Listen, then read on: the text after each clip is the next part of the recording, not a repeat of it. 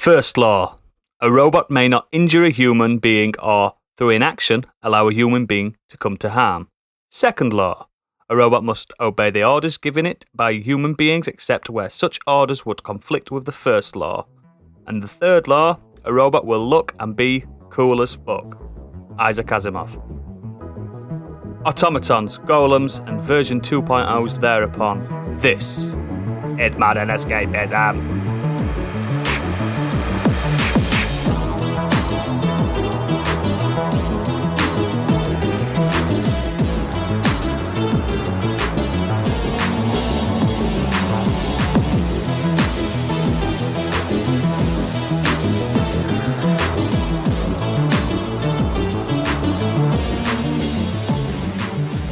Hello, my name is Oscar Delta Lima Echo Sierra, and today I am joined by the Sex Master Pleasure Climaxiator 9000i, it's Biggie.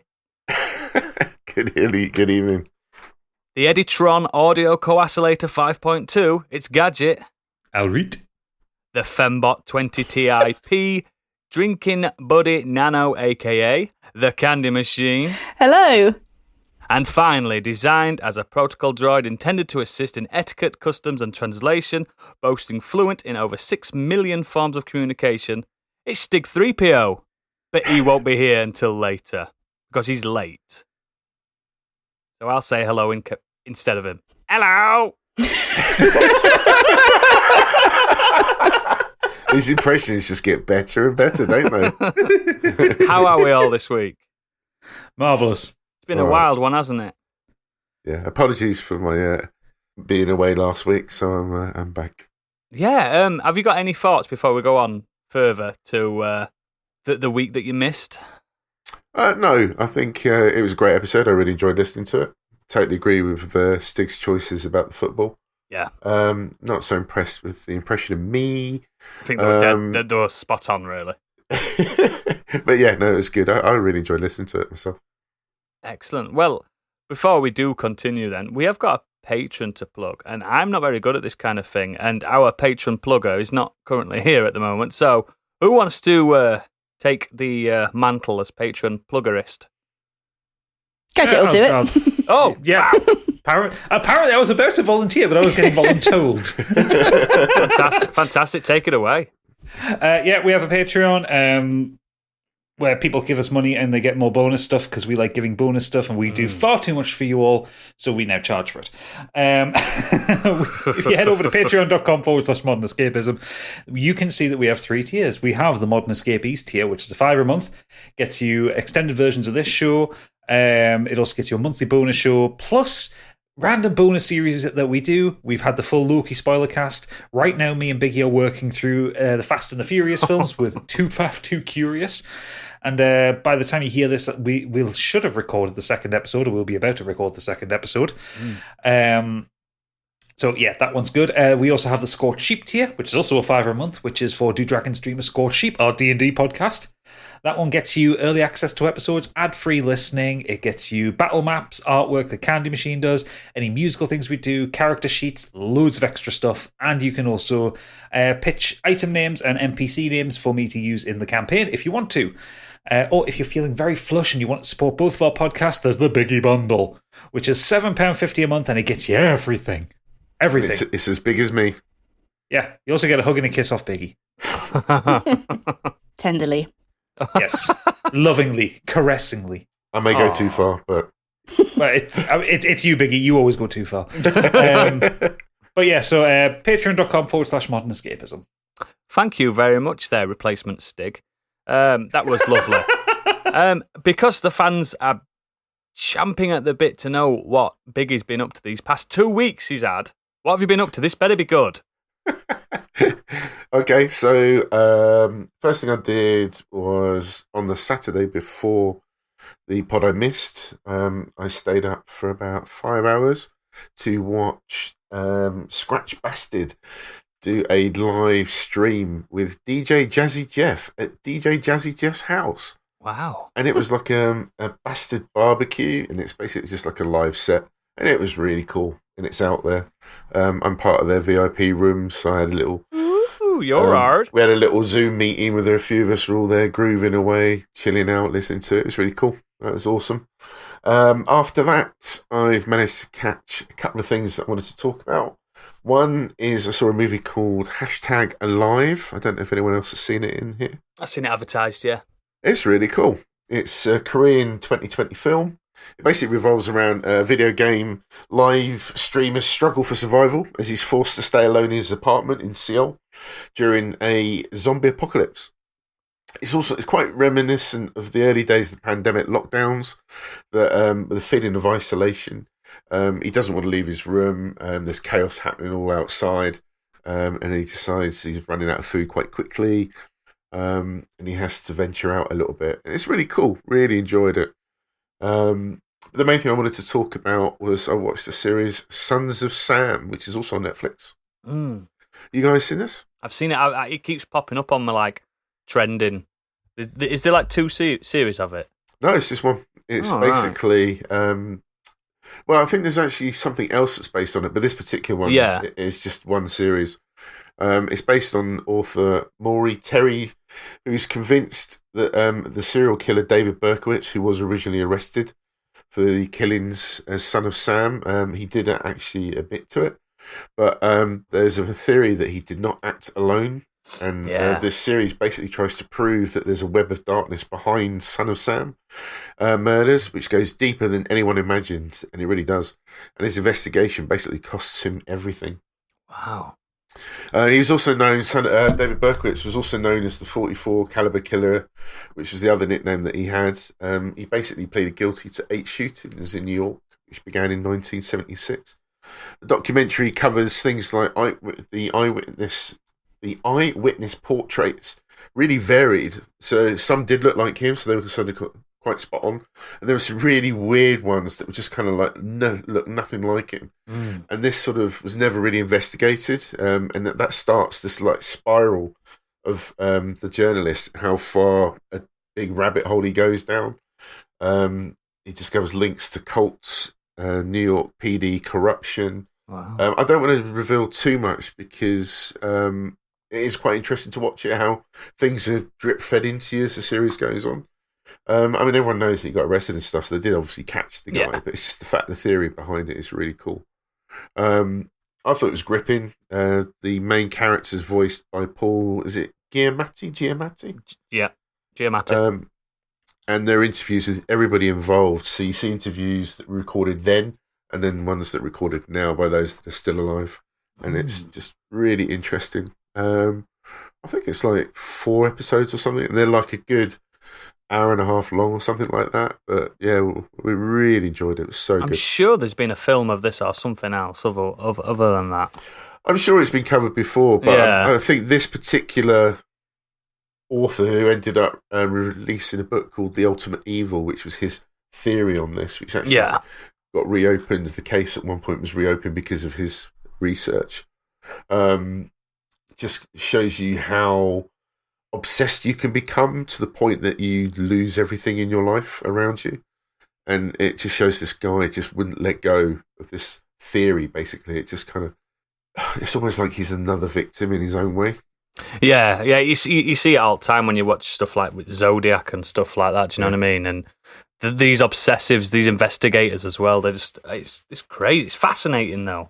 And that's what I like about it, is that although he doesn't really, there's a couple of bits where he obviously is recorded, but later on he's voiced by Paul Giamatti. So it's kind of, you're having to rely on how the evidence is given to you about what happened to this guy and the theories behind whether Son of Sam was actually working on his own or not. And it does really make you think at the end. You have to start weighing up the evidence in front of you, and it's really hard to make a decision. It really is. Yeah, and did you say there's 4 episodes? It's something like that. It's because we just watched it straight after in one night. It's just kind of like we wanted to finish this, so we've kind of lost track of how many times it stopped to start. Some of these Netflix ones are annoying though, like these Making a Murderer, where they expect it's as if you're not going to see the next episode for another week, but you're seeing it straight away. Like they leave it on this weird cliffhanger, and it does my head. And it's like I'm binging this, motherfucker. Yeah, that's exactly what we did. Because I must admit, I get very frustrated having to wait a week for an episode. the fact that we used to how get our, used to how it our before. lives have changed in the days of I know. streaming. Well, that's it though, because you think about when you had TV, when you used to watch, I don't know, 24, and you had to wait a week. to Oh, watch God, yeah. an episode, and stuff like that. Whereas we've been kind of, like you say, spoilt with streaming services, but then now they're doing the same thing. It's like, no, we'll let you wait a week for something. It's like, no, put it on. I begrudge it when they do that. It makes me want to not watch it. Some genuinely deserve to be a weekly event for the, and I'm going to say it, hold on to your chuffing ears, the zeitgeist. I know people don't like that word. Yeah. But yeah, people like to latch Look onto at you it. learning culturally significant words. You've been on Twitter again, haven't you? Oh, once or twice. Oh, and speaking of which, I finally caught up with WandaVision. I Good, really innit? enjoyed that. Hey, But I wanted to say just very quickly how brave I thought it was, the first 2 episodes particularly. Yeah, because I nearly Yeah. lost me on that. You could have lost a lot of people, but there is a reason why it does that, and I think Yeah. it's really clever. As a whole, it's incredible. I do think Loki's better as a whole, but Yeah, yeah. I'm looking forward to watching it. Oh, you'll love it. But excellent. That's a jam-packed couple of weeks. Thank you. Candy, what you been up to? I rewatched a TV series on Amazon called Utopia. Now, I have seen this before. I watched it I think it originally came out a year ago, and I got hooked at the time. Unfortunately, it has been cancelled now, so I just have to sort of make do with the first series unless somebody else decides to pick it up. It didn't get particularly good reviews. It might be a little bit too niche. It might have also been released kind of at the wrong time. I think it may have hit a little bit too close to home with current events, but it's just one of those pieces of media that I really feel is, when you feel it's just been written for you in particular, it ticks all my boxes. Now, if you haven't seen it, it's a sci-fi drama series, and it's based on an original British series by the same name, which I think came out in 2013. Yeah, the people adored that. Yeah, and again, that's very sort of quirky and niche. Now, I actually did try and watch the original one. It just didn't hit the same for me. But if you're a comic book nerd or you enjoy the sort of comic con scene, I would give it a try because I think you might enjoy it despite the somewhat mediocre reviews. Now, I won't talk about the plot because I mentioned before it might hit a little bit too close to home. Just do an internet search if it sort of piques your interest. Just do a Bing search. Exactly. But I will mention why I Start personally... oodling on Oogle. Yeah. Do an oodle search. Yeah. But the reason I particularly enjoyed it, the events take place around a comic book called Utopia, hence the name, which is a sequel to Dystopia. You get some really, really nice close-up lingering shots of the comic itself, and the artwork inside is just stunning. And the art was created by, and I'm going to murder this, João Ruas. I'll spell it out for you because I really recommend having a look at this guy. It's spelled Joao Ruas, so João Ruas. He's an artist from Sao Paulo, and he does a lot of TV work, but he also does his own shows around the world now. So hopefully he'll come to England. We can go see one. It's probably pronounced something like Wow Ruas or something like that. Yeah, wow. Ruas. Or Dave. Yeah, probably. Dave. We'll call him Dave from now on. Or Dave. I'm not a huge comic book fan, actually, myself. Certainly not in recent years, and that's Well, you not should because I know I should be. It's not because I'm not interested. It's just finding the time and knowing where to start at certain points. But I do love good artwork. I can appreciate that, and Yeah, I have really tried. good. Yeah, I've tried unsuccessfully to find some high-res images of the art that's actually used in the show, and some merch, but to no avail, unfortunately. The cast as well, they're excellent. It's got John Cusack in it, Rainn Wilson, and Sasha Lane. You might recognise her from the recent Loki series. And while it is a drama series, it does have some sort of occasional dark humour, and I think they pull it off pretty well. Visually, it looks really slick as well. The cinematography, it's lovely, and some of the shots, it's almost as if J.J. Abrams and Zack Snyder kind of had a love child that was sensible enough to hire a good editor. Oh dear. Is Rainn Wilson playing like the quirky outcasts? Because that's what he seems to play in everything he's done since The Office. The show only has quirky outcasts. Oh, fair enough. So, yeah. Fair enough then. So He is he's very in good company. typecast. The soundtrack as well, it just fits really nicely. That's a quirky soundtrack too. But yeah, I'd recommend giving it a try if you haven't already. It's probably going to be like TV Marmite, but knowing our listeners, we all have fairly common interests, so chances are you'll enjoy it.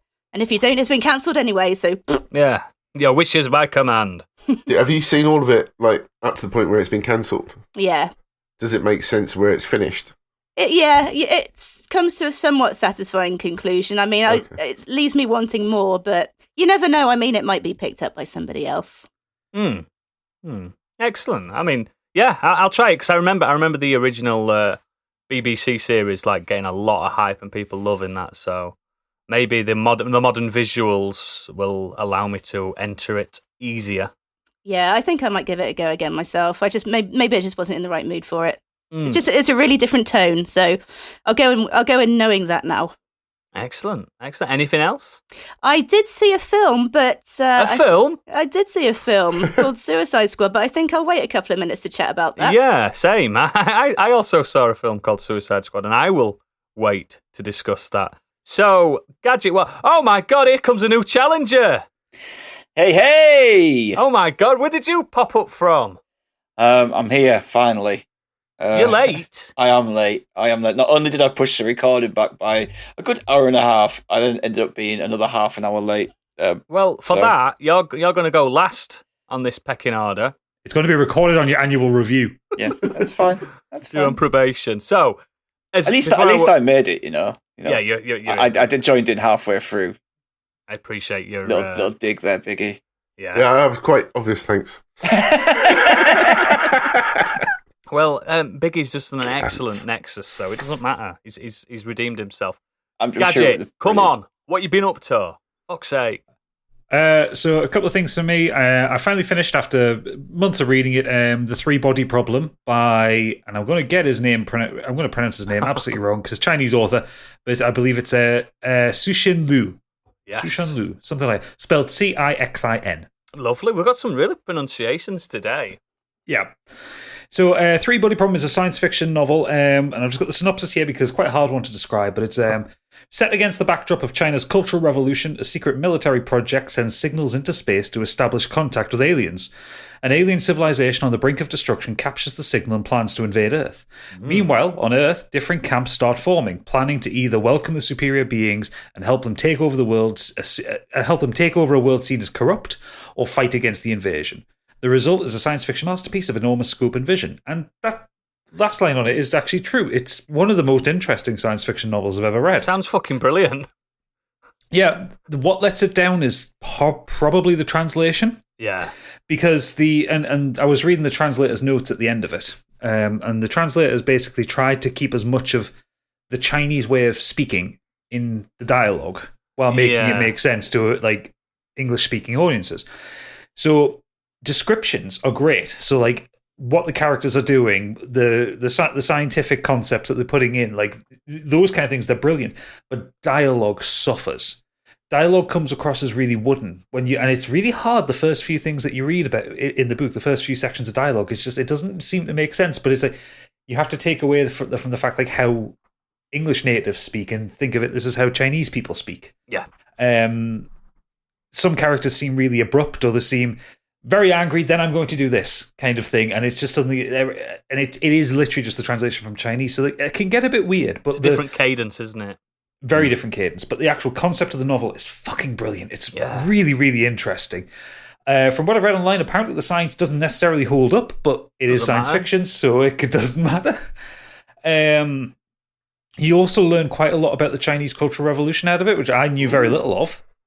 So you get some back stuff, and you hear some of the brutality about it, like how the Chinese government in the 60s and 70s just treated people. It's quite fascinating. So yeah, I really, really recommend The Three-Body Problem. I'm going to get the second book, which is The Dark Forest, and see how that goes. Yeah, man. But the main thing I want to talk about is I started playing on Oodles' recommendation, Days Gone. Oh, what a game. I adore it. Don't break my heart. Fantastic thing, if you get a PS5 and you sign up for PS Plus, you get a load of PS4 classics you can download for free. It's like God of War and stuff like that. I'm really enjoying it. Yes. I'm about 10 hours into it so far. I'm just kind of pottering on in the early areas of the game. Only got about 70 hours left then. It's a big game. This Days Gone is by Ben Studios. It's a PS4 exclusive, but it's out now on Steam as well. And Epic Store, I think. It's a action horror adventure open world game set in post-apocalyptic Oregon 2 years after a global pandemic. And you play as former outlaw turned drifter Deacon St. John, which might be the silliest name.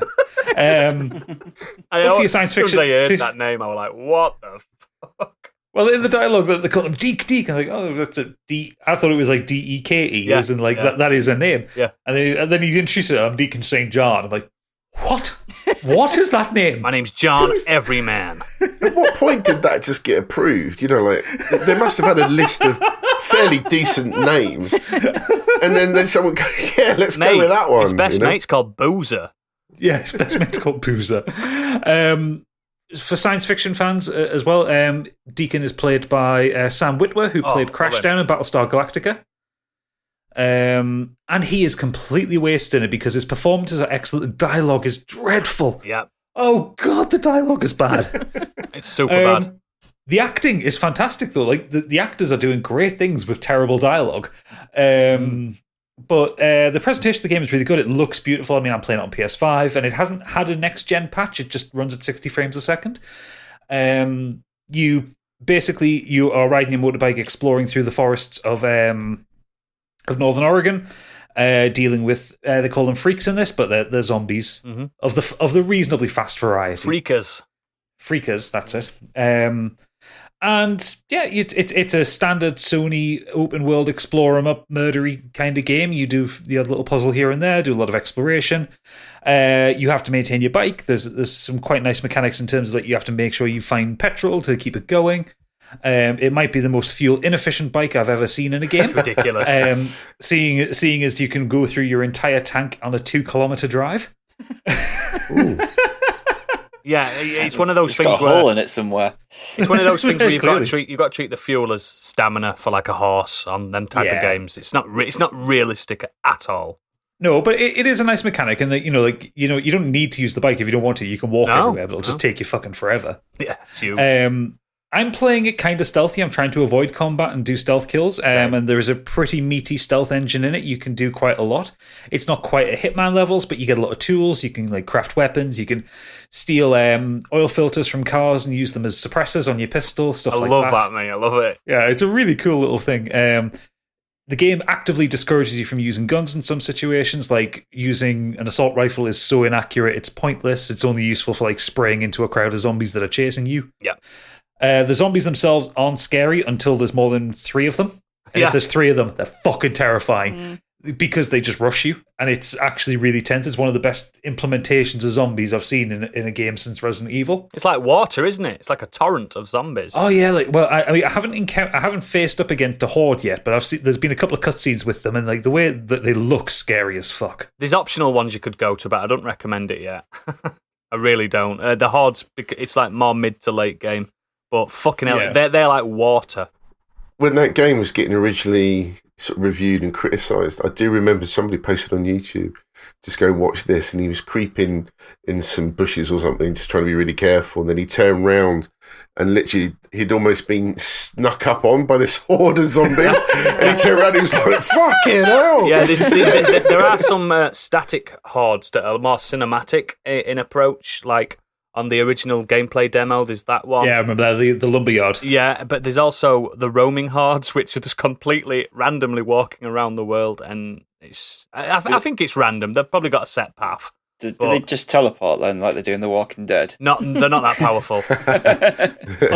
Well, to be fair, sometimes the game spawns them in like when it thinks you're not looking. Yes, I've noticed that. So you'll go to an area, it says like clear out the freaker nests. Okay, fair enough. So you get like a little kind of cutscene overview showing the place, and you've turned up there. There's nothing there, and when the cutscene ends, there's like 50 of them. It's a proper game, isn't it? It's got a few rough edges to it. Like I say, the dialogue is dreadful, but I'm really enjoying the story.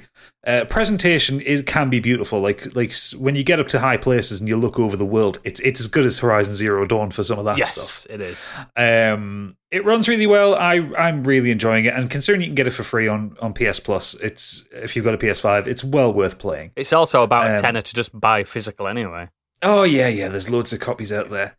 I've downloaded it. It's really good. No, it's absolutely worth playing. I'm really enjoying it, and like I say, my only letdown on it really is just the dialogue. It could a lot of the dialogue feels like it's like first draft stuff. Like yeah, and they just let it go. They've gone with it, haven't they? Like, fuck it. Yeah, the message for the dialogue is there. The execution is poor. Yeah. And you get this. You unlock this radio station quite early on, which is your only one, and it's this fucking right wing redneck guy. Yeah. Preaching on about the Second Amendment and stuff like that. Like the politics within the game suck. Yeah, they do. Like, because Deacon is neither for nor against them. There are some things this guy says the Deacon actively agrees with, and some of it that he disputes. He's a proper fence sitter, isn't he? Yeah, I guess the intention is supposed to make Deacon seem like he's a complex person, like he's got opinions both sides of it. But when you've listened to Mark Copeland talk on about how the American government watered down gun laws so that the human race would be destroyed when the zombie apocalypse came because that's what the liberal elites wanted. And he's like, and Deacon's response is, yeah, I'll take all the guns I can get. It's like, fuck you. Fuck you. No, you don't get to do that. Don't make a political point and then have your character a stupid political point and then make your character agree with it. I mean, Deacon isn't the smartest nut in the turd anyway, as it goes. No. He's a very good survivalist, but he doesn't know how to read humans for one. No, but I mean, gameplay. Like I say, gameplay wise, it's really enjoyable. I think it's about as good an open world Sony game as I've played. I've got a real soft spot for these type of vehicle open world games. Like, I'm big into Mad Max. I love this game. So I don't know what it is. It just does it for me. You know what I'm like when I'm playing games. I'm listening to something else as well, so I can switch off and just I mean, this game's a perfect podcast game because there's not really a lot of incidental dialogue when you're driving around. Yeah. And there's no it's not like GTA where you've got the radio stations that keep you entertained. Exactly. You've just got this Mark Copeland going on and he pisses the fuck out of me. yeah, he's the worst. And then they expect you to help his camp. No, thank you. I'm going to send all the hordes there. Did you say the zombies were called freakers? Yeah. Yeah. See, why do... That's one thing that bugs me. It's the same with The Walking Dead. It's like everyone would call them zombies. I mean, no one would be like, there are characters we in that call game them that call walkers, them zombies. and they call them walkers, and they call them walkers. Like, where's the word walker come from? They're fucking zombies. Just in zombie media these days, they want to get away from calling them zombies, but they are zombies. It's like, just call them a fucking zombie. I was going to say, there's not some kind of legal reason, is there? Like, the term No. zombie isn't sort of copyrighted.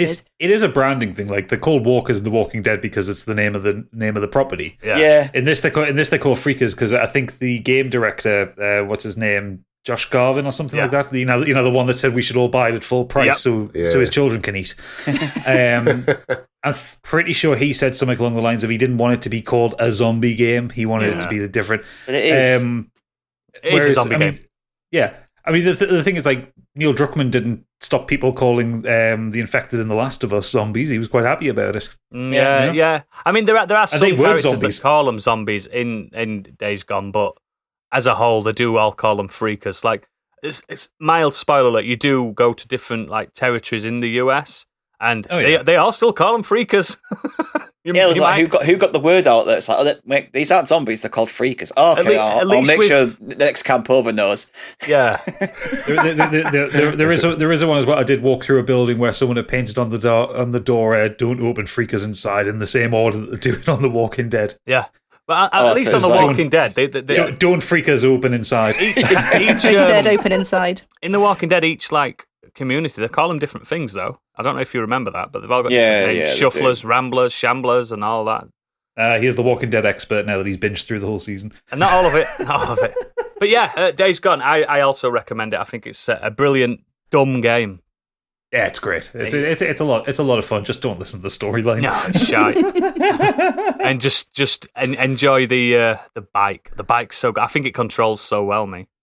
Yeah, I'm quite enjoying, especially when it's raining, power sliding around. Yeah. Sorry. The other thing that I hate, just very quickly, the sniper ambushes. Fuck them. Oh yeah, fuck them so much. Fuck them. Just some fucking guy up in a tree that you can't see for miles away. Yeah. Sniping at you, and your only warning is Deacon going, "Oh fuck, it's a sniper attack." Too late. As you get shot. Bastards. I started playing Batman Arkham Knight this week. just not very far into it, which is why I didn't bring it up. But fuck me, does that car not control well at all? That's why I stopped playing it. Yeah. Oh, the back tank. That's not a car, mate. It's a tank. What is that all and then them about? having like forcing these bat tank missions on you, and you're like, Yeah. Up on the It's roof, two- for fuck's sake. It's like, 2/3 of the game. Yeah, Yeah. get your There's most the game, the tank. fundamental thing in the game working. Play Mad Max, that's got a great car mechanic. Play Yes, Days I Gone, agree. that's I got do a great agree. bike mechanic. It's fucking Don't piss about. I love the Batman games, but I don't need the Batmobile at all. No. But anyway, we'll move on to me. I've been watching a film called Suicide Squad, but I'm not going to discuss that because I know Stig is just raring to go on that one. But the main thing I want to talk about is Death's Door, a computer game that I have completed this week in one sitting. I'll just add that. madman, absolute madman. Yeah, it took So me... this has been a little ripple of a game that's gone through our community, hasn't it? Yeah, Because it started with Luke, wasn't it? Yeah. Did you play it on a computer? No, I played it on the Xbox. You know that console that's really good. You played just called it it on a that. computer game. Oh, I call them all computer games. Sorry, Dad. But yeah, Death's Door.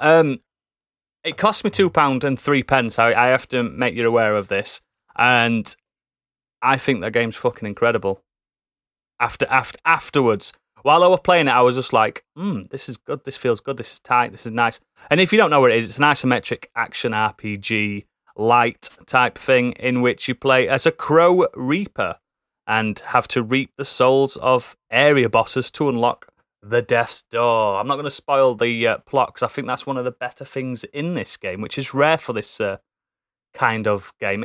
If you don't really play much games, think old school Zelda kind of vibes. It's got some puzzles. It's got dungeons. Is it called a Metroidvania as well? It's barely, mate. It's barely a Metroidvania. There are areas that you have to go back to, but no, I wouldn't call it that. It's when combat's closer to something like Hades, but not as fluid, not as fast, not as frantic. But yeah, it's just straight away you play it. The art style just hits you. It hits you. I don't know if you guys have seen it in action. Yeah, I've seen it. It's when I first saw the screenshots, the first thing I thought was like an isometric Zelda. Yeah. It's so beautiful. It's so like stylized, and everything's like It's like if Tim Burton did a Zelda game. Yeah, absolutely. And instead of Link, you're a crow. And there's plenty of weapons. I think there's 4 or 5 weapons you can have, 6 maybe, I can't remember. And you just go around smashing baddies. They're not very difficult, the main baddies. And then you work your way through a series of dungeons, puzzles, keys, that kind of thing. And then you fight a boss, which they're the show-stopping moments. Some of the bosses in this are brilliant.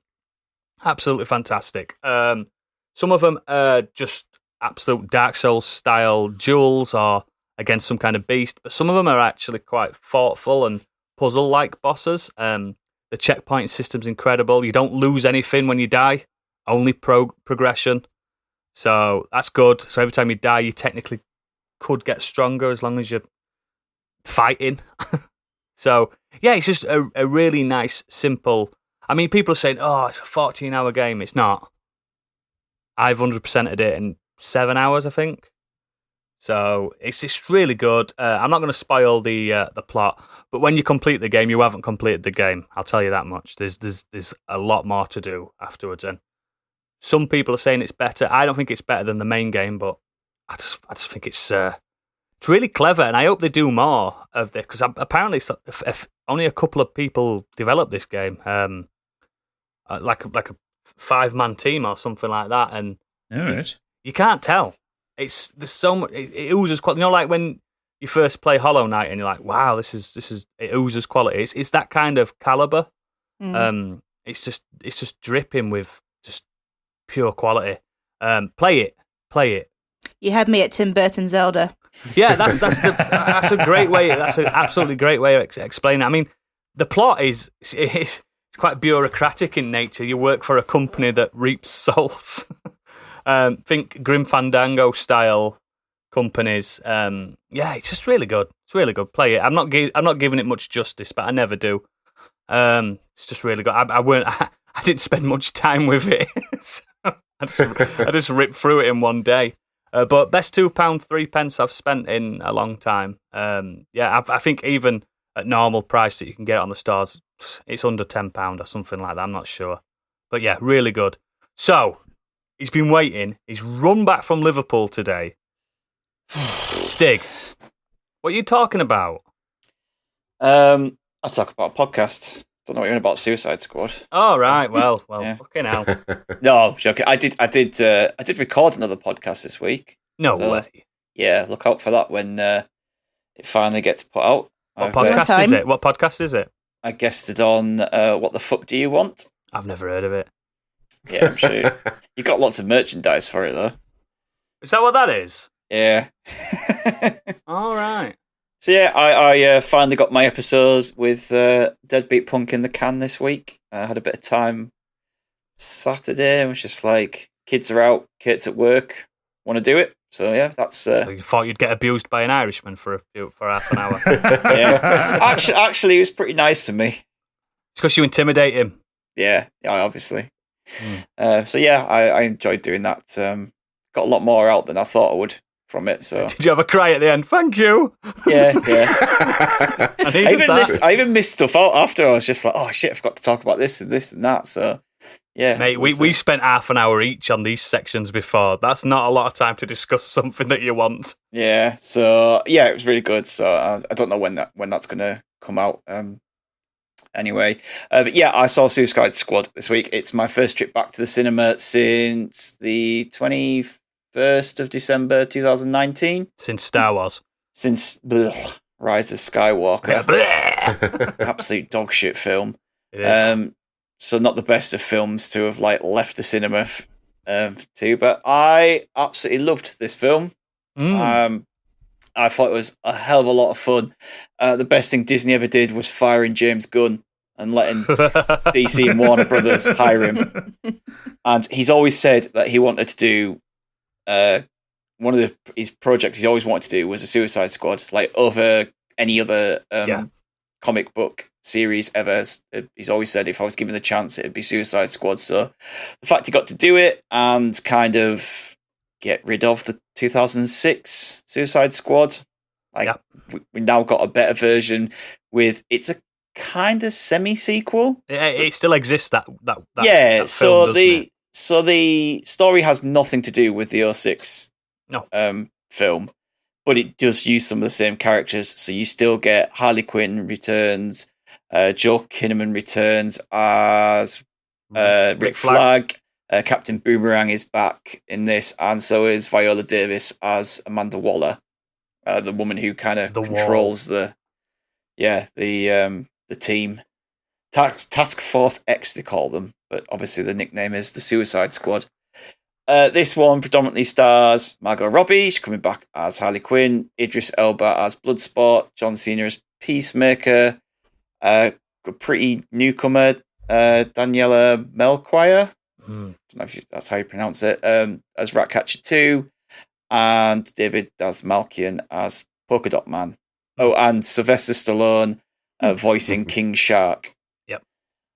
And this is just James Gunn's take on it, and it is bloody, it is sweary, it is a hell of a lot of fun, and I just really had a great time with it. And it just, if you are a massive fan of Guardians of the Galaxy, where you get this odd squad of team of just random characters that, let's be honest, no one outside the comic book world had ever heard of Guardians before that film was getting made, and he's done what he did with that, where he's managed to make you understand and care about and enjoy the characters that you had no idea about, and he's within 2 hours you've absolutely loving it. If you come away from this film and you don't love King Shark, there's something wrong with you.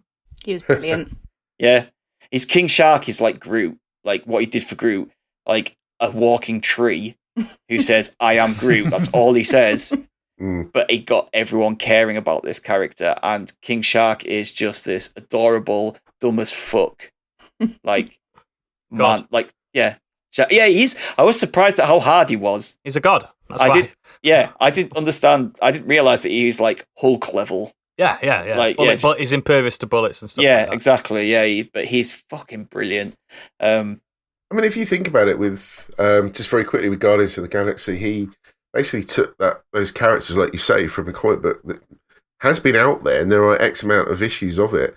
But then they got the movie out, and then of course they had to do some more follow-up comics as well. So it's just reinvigorated. He did the clever thing of not series. picking the what they call the A tier Guardians of the Galaxy. He picked a completely random squad of Guardians of the Galaxy and turned them into now the A tier of Guardians of the Galaxy, because they weren't. Do you know what I mean? In the comics, they weren't the main ones. I'm sure he's done the same for I think he's done the same here as well. Yeah, he has. Other than Harley Quinn, who obviously we've had from the 2006 film and then from her own film recently. And not originally in the Suicide Squad. No, well, do you know what? I think, to be honest... She is now, because of the films. These Avengers and Suicide Squads and that, they can just kind of put whoever they want in, really, can't they? In the comics, you just replace Harley with the Joker. That's the only difference. Yeah. I actually enjoyed that it wasn't so much the Harley Quinn show this time. Like, it would be easy to kind of rely on her because she's done it 3 times. And she's pretty much adored, and she always has been. But she had just as much. She had an equal amount of time than everyone else, and I'm glad that they didn't rely on just using her. Yeah, I think this is the best they've used of her as well, personally. Even though she did get her own film and had a lot of creative input on that. Margot Robbie, that is, like... Birds of Prey's not terrible, though, is it? No, I enjoyed that, but like I think this is the best we've seen of her, and like she gets her own moment, which is absolutely brilliant. But for me as well, I think Idris Elba, this is one of his best roles I've ever seen. It's his film, I think. Yeah, he doesn't... When you heard Idris Elba is going to be in it, it's like, is this going to be a bit like Will Smith in the other one? Where they've just not when I heard you were Bloodsport, I was like, oh. But he's just going to have this, like, he's going to be like the central character of the team. Is he going to kind of phone it in a little bit? But no, Idris Elba is full on into this, and it shows. And his helmet is cool as fuck, like, as well. Yeah, but it it's is. obviously not as cool as John Cena's Peacemaker. Jesus. John Peacemaker is ridiculous. He's a Big ridiculous tin penis, character. innit? Yeah, he's a ridiculous character in his nature, who, like, a man who will literally kill men, women, and children to obtain peace. It doesn't make sense. His character makes no sense. But John Cena... Only peace for the US as well. yeah. It's all about liberty and peace for the US, no one else. But he's a fascist. He's fucking brilliant. And as someone who has watched John Cena play the good guy, the wholesome... It's his best film. Kiddie hero in wrestling for 15 years, for him to just come out and into this part where he swears and he kills people without a second thought, and he's an absolute arsehole. Like, he's got a big gun, hasn't he? Yeah, the chemistry he has with Idris Elba is fucking brilliant, and the rivalry they have going between each other is... It's just... I won't spoil, but it's just a moment where they kind of try and do a kill-off. Yeah. And it's so fucking good. It's my favourite part of the film. I was going to say, I think those two sort of brought out the best in each other, both the actors and the characters. They sort of work as a bit of a yin and yang, don't they? And it really works. Yeah, so, Suicide Squad is just... And credit to James Gunn as well, it's the Suicide Squad. So, spoiler alert, not everyone survives. He's already said that. So but this cast obviously includes loads of other people, like Peter Capaldi, Michael Rooker, Jai Courtney, Pete Davidson, Sean Gunn's in there, Nathan Fillion, Taika Waititi. Nathan Fillion is brilliant. Yeah, it's full of... It always is. It's full of big stars, and it goes places where I did not expect it to go, and fuck knows how this film is only a 15. Is it? I thought it were an 18, mate. No, it's a 15. Wow. Like, I suppose there's no boobies in it. Oh, there is boobies in it. There is boobies. There's boobies. There's a penis. Yeah, there's a penis, yeah. Yeah, it's short of actual... shagging. A vagina. No, there's a bit of shagging in it. Oh, there is, yeah. Yeah, it's sort of Fuck. A vagina shot, or the word, the C word. Like, everything else is in this film. Oh, God, Do you know what I mean? Like, I don't know how they've managed... What makes an 18 then? I don't know. Nowadays, I think it's full penetrative sex. Yeah, it must be, because me and Kate came out of this, and I was just like, she's like, is that only a 15? I was like, you looked up and went, yeah, it's only a 15. She's like, how the fuck? That must be the hardest core 15 I've ever seen. Yeah, I mean, it's probably down to the fact that the violence in it's quite cartoony. oh yeah, but it's bloody and it's gross. Like I've seen the trailers, it's bloody and it's gross. But like to get an 18, you need like realistic violence. You need proper peril and stuff like that. This is a comic book film. Like comic book films always tend to get rated a little bit lower than what you expect they would be. It's got my favourite headshot of any film ever. So there is a scene early in the I'll not tell you who gets headshot, but the effect of them getting shotgun to the face is disgusting. Yeah. It looks incredible, and you have to give them props for the gore. Because it's gore on another level that like even like films like Deadpool and Deadpool 2 haven't reached that, because they get away with it more in Deadpool because he's got a red suit on, so they can just absolutely obliterate him. And The Boys is 18, isn't it? Yeah, that's the thing. The Boys is an 18, and that's like stupid, like over the top gore. I mean, on The Boys, mate, they put a bomb up his ass and blow him up, so it's a little bit true, a little bit stronger. But I just give credit to Warner Brothers and DC for finally just having the balls to go, you know what, let's create an over-the-top action, comic book film.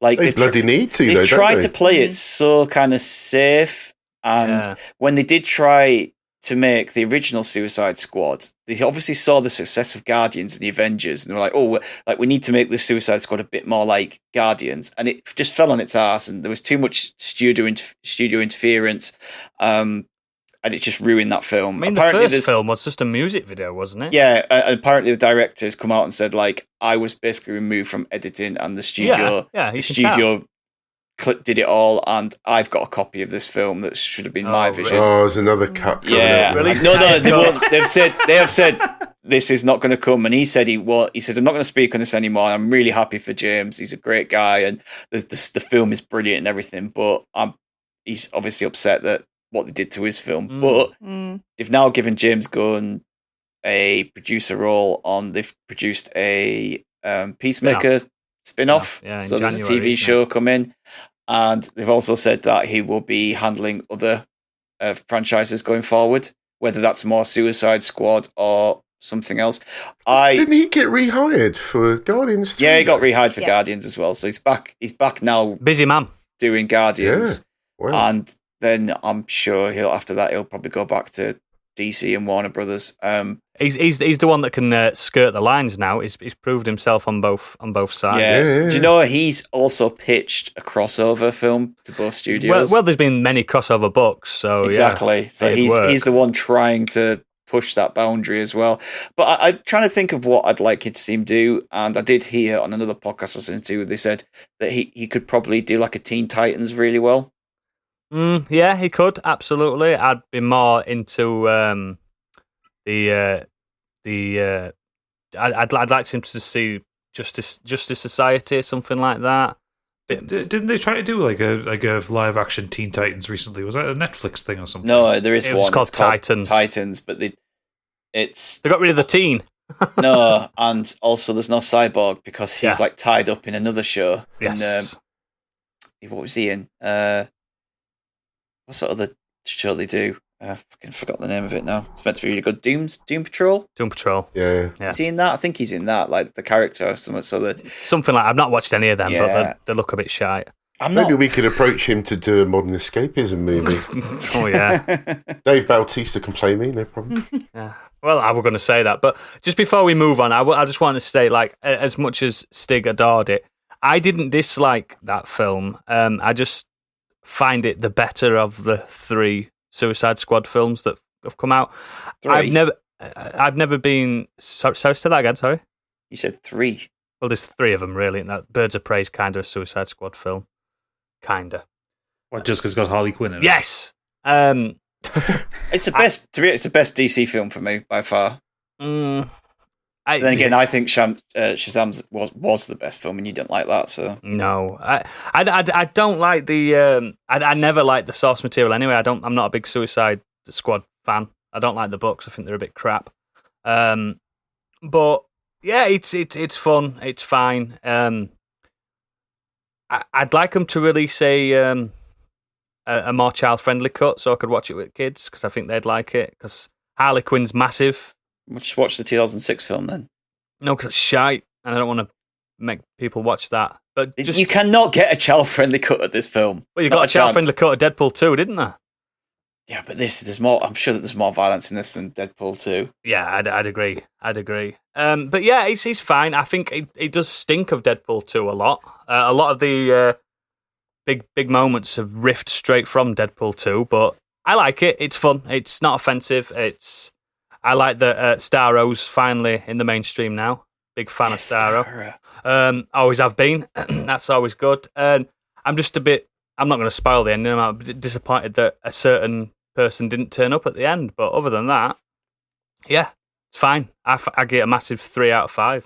Also, it had a really wonderful moment regarding Starro right at the end as well. Oh God, it did. Oh yeah. That bit, mate. That's like perfect. I'm gonna have to see this film now, aren't I? It's out on streaming to rent now. So. Yeah, they did Starro absolutely perfect. I never thought they'd get a giant intergalactic starfish right on screen, but they've done it.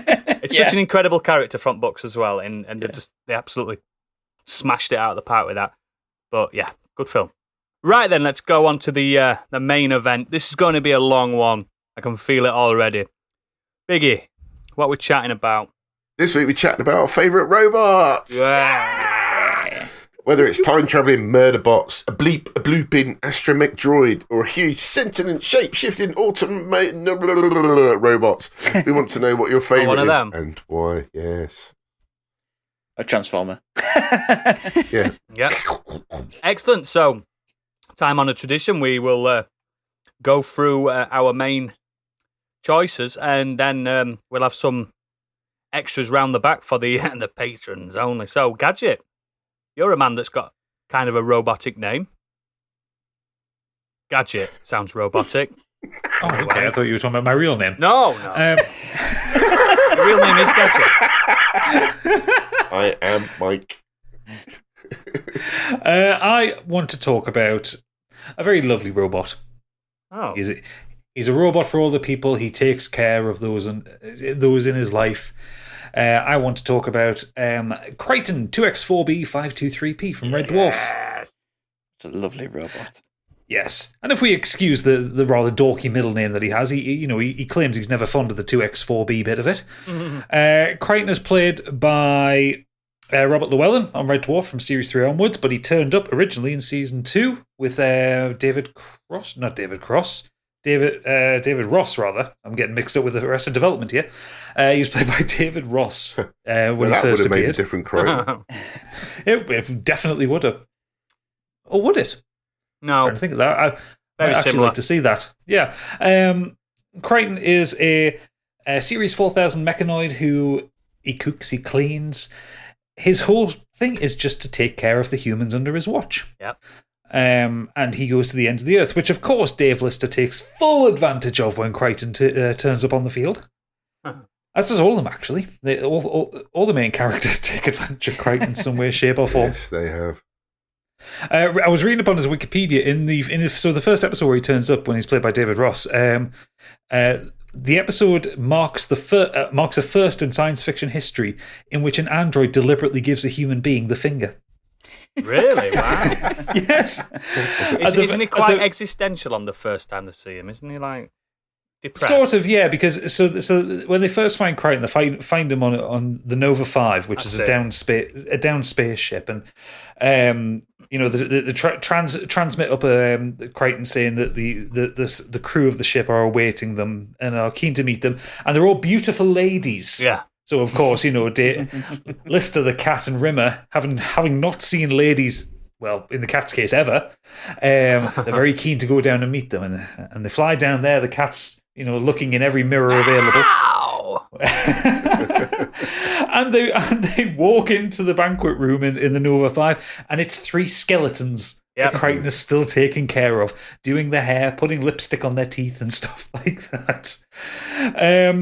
And yeah, he's a very genial android who Lister decides to try and give an attitude as the series goes on. He tries to kind of break his programming, which there's a lesson, I think it's in Red Dwarf, in the 4th season of Red Dwarf, where Lister is trying to teach Crichton how to lie. Yeah. He's going.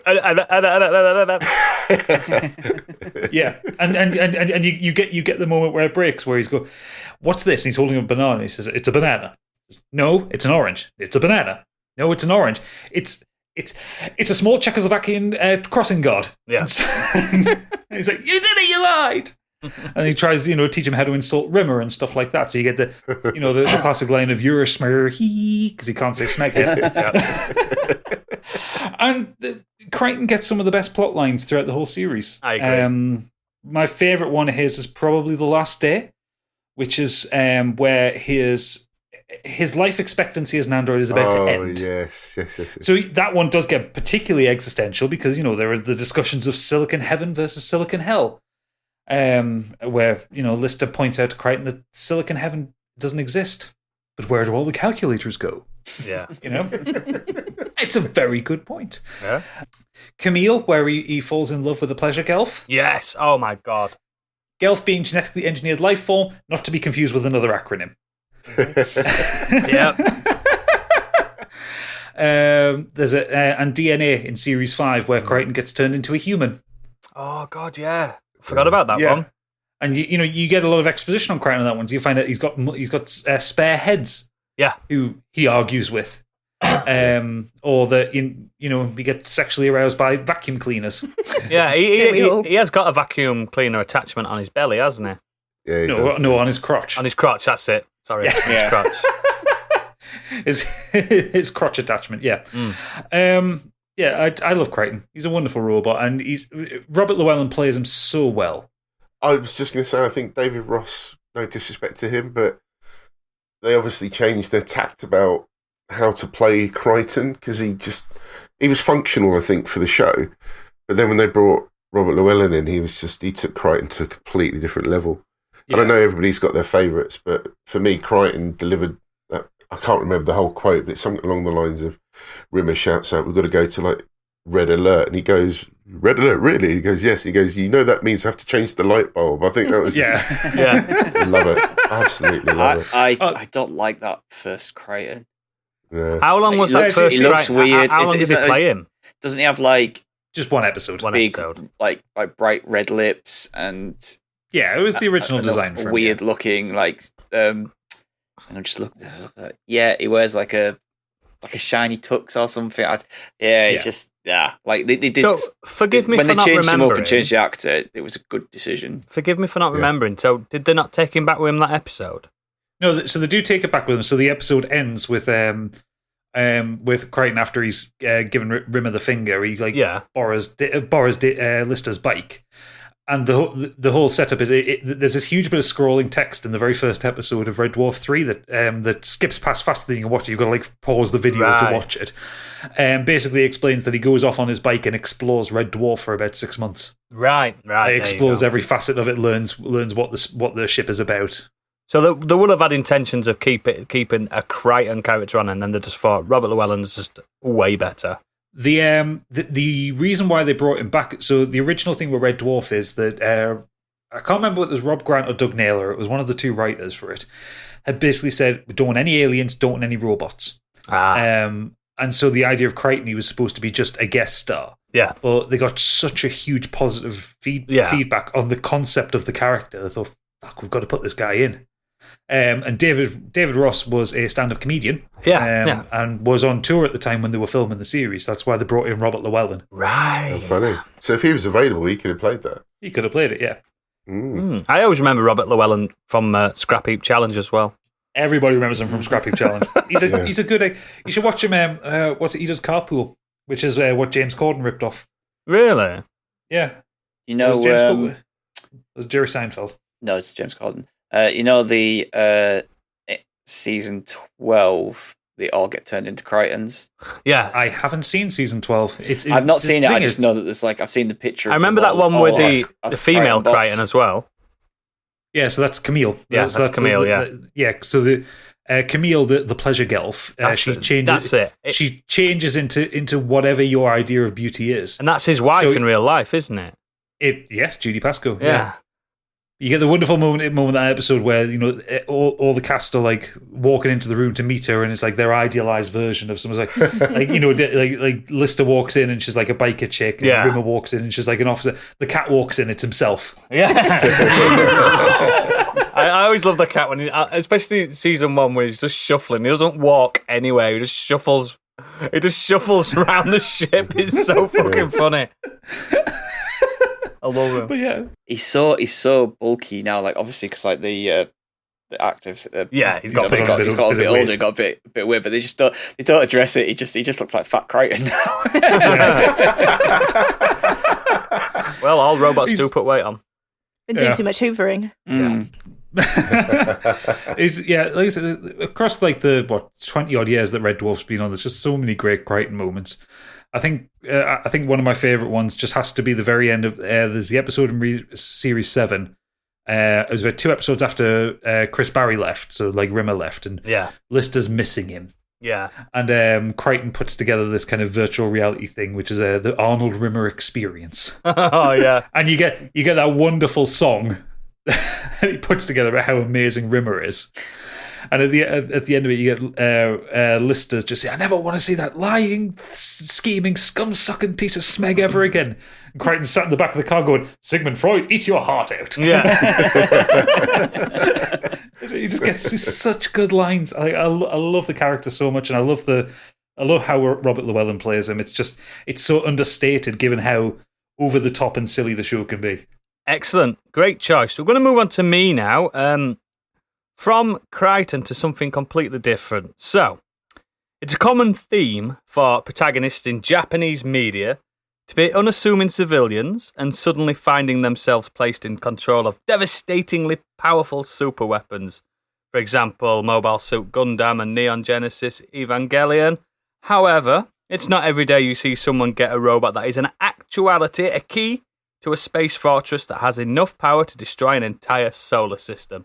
I want to talk about Jehuty from Zone of the Enders. Now, I expected you to go Gundam. No, I because had a joke prepared about the BBC calling them Transformers. It's too obvious. It's too obvious for me to go Gundam, and there's too many Gundams to choose from. So I went for something that's a bit more just easy to discuss. Jehuty. So if you don't know Zone of the Enders, it's from the master of games, Hideo Kojima's mind. Friend of the show, avid listener.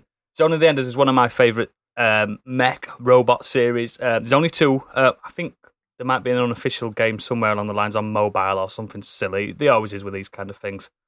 But 2 mainline games, and Jehuty stars in both of them. Does anyone know what Jehuty looks like without me explaining? I know roughly what Jehuty. Yes, I played the game. I did buy the game because obviously it was off the back for the Metal Gear demo. Yeah. It was off the back of like obviously the first Metal Gear, and then you got like Metal Gear 2 demo with it as well. So it's like you did, yeah. Yeah. So yeah, it's featured in both Zone of the Enders games. The Jehuty is an orbital frame. It's what they call the big mech robot things. A giant robot that utilizes mysterious Metatron energy to be capable of ridiculous feats, moving hundreds of thousands of kilometers an hour in space or entering and exiting the atmosphere with no damage is easier for an orbital frame, and Jehuty is the most advanced example ever built. It also features an incredibly advanced AI that guides both protagonists through their respective games. When it sheds its outer armor, it's capable of exerting more power than its seemingly more powerful brother unit, the Anubis. Despite a rather literal cockpit placement, because the cockpit is on its dick, Jehuty has an army's worth of armaments and has an overall awesome design by none other than Metal Gear series artist Yoji Shinkawa. A badass robot through and through. For my money, one of the best examples of just a towering mech. You can tell that Kojima and Shinkawa absolutely adored Gundam, because it's that kind of thing, but it's got an Egyptian flair. So if you like the sci-fi's like Stargate and things like that, it's got that kind of flair, hasn't it? Yeah, it looks like an Anubis, and his brother's called Anubis for one. And it's very elegant as mech school. Like, it's like I barely remember the game, but my overriding memory of the game is like you're like Jehuty effectively kind of skating on the surface of whatever you're running on. Basically, yeah. Yeah, and it's very delicate. Like the way it moves is very graceful, whereas you normally expect like giant mechs to like stomp around like Transformers. It's very feminine, apart from its massive dick. And it's like you say, it's elegant. Like it's basically on its tippy toes when it's on the floor, and you can literally write your name in the ground when you're skating and stuff. But it can go thousands of kilometers per hour. It's exhilarating to play. I mean, not many people played the Zone of the Enders. They did what Stig did and got it for the Metal Gear. I loved it. I didn't get it for the Metal Gear demo. Oh, you just got it anyway. I got it anyway because it was the next game by the guy who'd done Metal Gear Solid, and I was like, oh yeah. It just happened to have that demo, which was a bonus. Yeah. When you fired missiles and stuff, didn't it have like a coloured trail that went with the missiles? So it just looked really. And you could do the awesome. The Goku from Dragon Ball Z Spirit Bomb attack, where you harness energy in your hand and then throw this massive orb of like electrical energy onto other mechs and stuff. It's so good. Like the first one's more of a narrative game than an action game. There's a lot of cutscenes. I mean, it's Kojima. Narrative? Yeah. Never. There's a lot of digital novel style cutscenes where it's just a young boy accidentally gets into the cockpit of Jehoti and can't get out, and has to save the colony. The second one's a bit more action orientated. There's more mechs to fight. There's more bosses. The bosses are incredible. Some of the mechs and robots that you have to fight are bigger than the Death Star. It's just proper incredible stuff. It's a really good game, and they did an HD remake of it recently. And it's supposed to be quite good. That one. It's one of the best HD remakes I've played ever. It just irons out everything that was negative about it. It does the best thing that an HD remake can do. It brings in checkpoints. Oh. That's just what it needed. Because that was one of those games for the cutscenes. Just in general, you can save at a cutscene on the HD remake. In the original, if you died at the boss at the end of the level, you had to start that level all again from the beginning. So I was just looking when you were talking about the design as well, and then I was just got me thinking about obviously Kojima worked on Metal Gear, and that is got big robots in. Yep. And I think Metal Gear Ray, looking at that, it's got a look of Ray about it, doesn't it? Yes. Yeah, it was inspired by the look of Ray. Was definitely inspired by this. I mean, it's Yoji Shinkawa. He designed the mechs, but obviously Kojima said, "I want it to look like this." I just love that. Like in the games in general, the music's incredible. The Egyptian theming, and then in the second one, there's more other like religious themes for the mechs and stuff. Like some of them, there's a Gilgamesh, which is like Indian mythology and stuff like that. It's just really good. Yeah, I don't think I played the second one actually. I really enjoyed the first one. I think the second one's better. Is the series owned by Konami? It's owned by Kojima, technically. It's what it is. Konami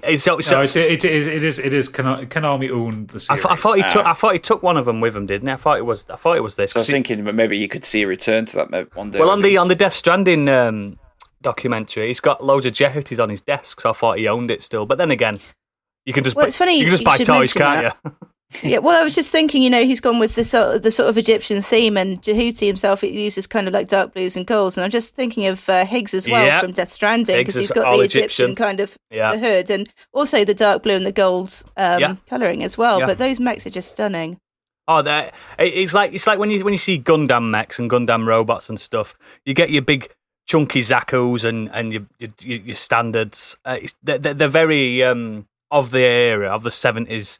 80s style. They look like Power Rangers Zords, don't they? And then you get this, which Kojima's clearly very early 2000s, isn't it? It's that kind of thing that you saw in kind of anime that was coming out at the time. It's like robots started being less clunky and less stuff like that. Yeah. I'm going to break your heart here, Oodles. Yeah. Because I was looking on Amazon, and there is a Kotobukiya plastic kit of Jehoti. How much? £262. I have got a little one. It is pretty though. I'm going to pop it in the Discord for you. It's very pretty. I just think the gorgeous. I like the proper Gunpla models of the Zone of the Enders. They are very expensive collector's edition, but there's an Anubis one that I want really badly. I've seen one at £80, but It's that import tax. It just gets you. It just absolutely kills you. It's £80 times 2. Did you drop off your Gundam stuff? No. 'Cause you were well I into that get one I point. get one every month still. I've got fucking loads. I just got no room to put them. I built them. It's just I don't know where to put them.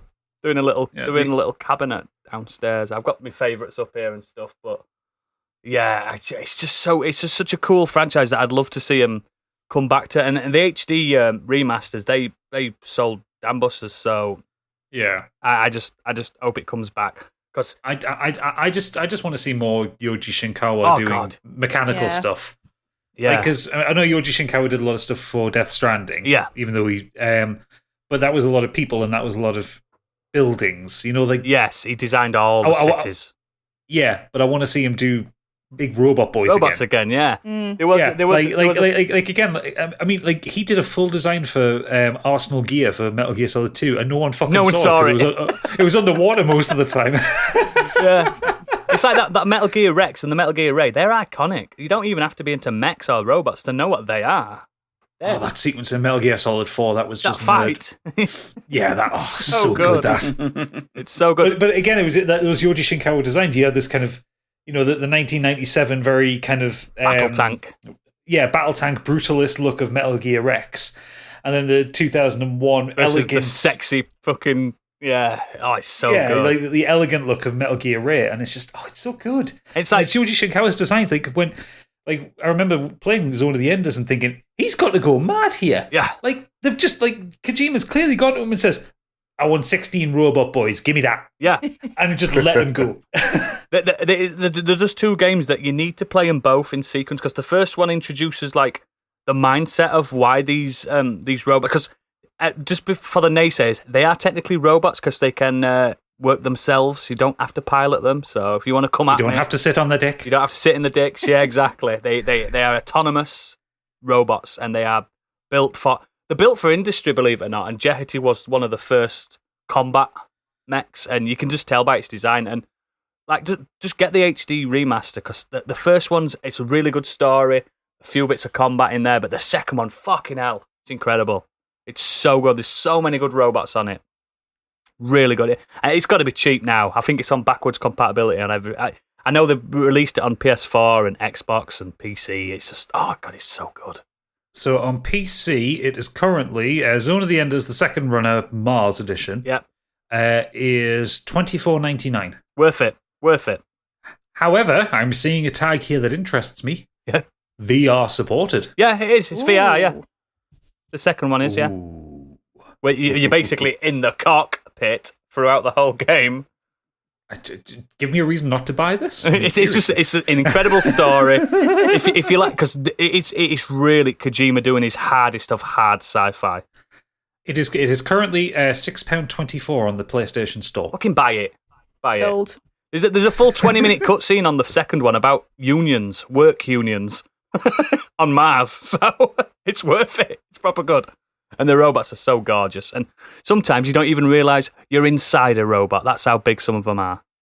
It's so good. But yeah, Jehati is one of my all-time favourites in media. So, Biggie, let's move on. Yeah, so I wanted to talk about one of my favourite movies, a character from that, really. But also, there is a theme for the other one I want to talk about, which will be obvious. It's Alien. And I want to talk about Ian Holm, who played Science Officer Ash on board the Nostromo in, of course, the 1979 film Alien, directed by the one and only Ridley Scott. So what I love about this character, and yes, he's a synthetic android. He's a robot. You can get into arguments about whether he is. Yeah, we're not getting into technicals. We're not getting into that. But what I love about this is just this performance from Ian Holm. He absolutely nails this character, Ash. No one is aware that Ash is a synthetic android, including us. We have no idea. Hey, when he got killed, I didn't realise he was a robot. I just thought he was milky inside. His blood looks different to mine. Yeah, why is he so milky? But he does such a good job of it because he plays Ash really socially awkward. Yeah. When you see them eating around the table for the first time, he's clearly like the outcast of the group. Proper nerd, isn't he? He's a purely science-focused And particularly once, obviously, everything happens, he defies the order about the quarantine. He obviously, you're not quite sure why he does it when it's quite clear what the process is. Then, of course, we find out later why. Yeah. When the face hugger detaches itself from Kane, Ash is enthralled at the autopsy. He's got no fear either, almost has he? like, huh? He's got no fear. No, it's like he doesn't care either about Kane at all, because everyone's obviously concerned about what's happening with Kane, but he's like all over this little face hugger. What the hell is it? And he's obviously, like you say, no fear, doing the autopsy, not afraid of anything happening to him. And then when the secret mission is finally uncovered by Ripley, Ash reveals his true nature. Yeah. And the way that he tries to kill her is obviously really odd. And yes, I know there's a lot of themes around behind that, the sort of the weird sexual imagery, the whole thing about the alien. Forceful penetration and stuff like that. Yeah, the guy who designed it. I forgot H.R. Geiger. Thank you. All of his artwork that was involved as well. It's all very sexual. Yeah. But yeah, just again, when Ash's head is then reconnected afterwards, they're it's asking horrible, questions. that bit. It's just so freaky because he still plays this android that has no connection with humans. So in fact, he's more siding with the alien. And yes, I know it's his mission, but it's just the fact that I think there's a great quote where he says, "You still don't understand what you're dealing with, do you? Perfect organism, its structural perfection is matched only by its hostility." And then one of the characters, Lambert, I think, says, "You admire it." And he goes, "I admire its purity, a survivor, unclouded by conscience, remorse, or delusions of morality." And then he goes on to say, "I can't lie to you about your chances, but you have my sympathies." Oh, and I just love that. He just delivers that. Obviously not like I do. He does it so well. So do you know in that film, Ash is so good. because obviously it was a distress call, wasn't it? Did he not get his mission until he spoke to Mother, the AI? He never tells you, does it? I think it's revealed that he replaced the other science officer last minute. So they knew they were going to run into.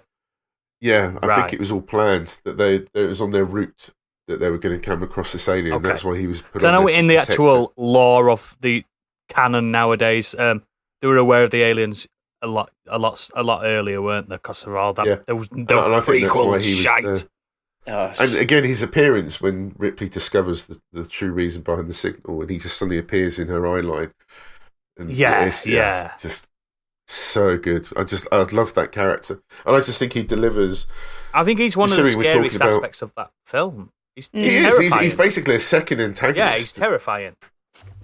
And this is back in '79, when obviously people are still learning about how computers work and stuff like this. So just the fact that he managed to deliver this character with, as much screen time as I guess every other character in that movie. Yeah. They all have their moments, but he still delivers this awesome interpretation of this android. It's the skill of Ian Holm as well. He was like, "You're such a good actor that he could turn the sinister on and off really quickly." Yeah. Look at the warmth difference between that and Bilbo Baggins. Well, exactly. Yeah, like he can. He was very good at playing sociopaths. He could play someone who was very divorced from reality or emotion. It's his eyes, isn't it? He just has the ability to just turn on the absolute dead eyes, and it looks as if, he's kind of got no soul. Yeah. Of course, he's retired now. Yes. Yes, of course. He's retired.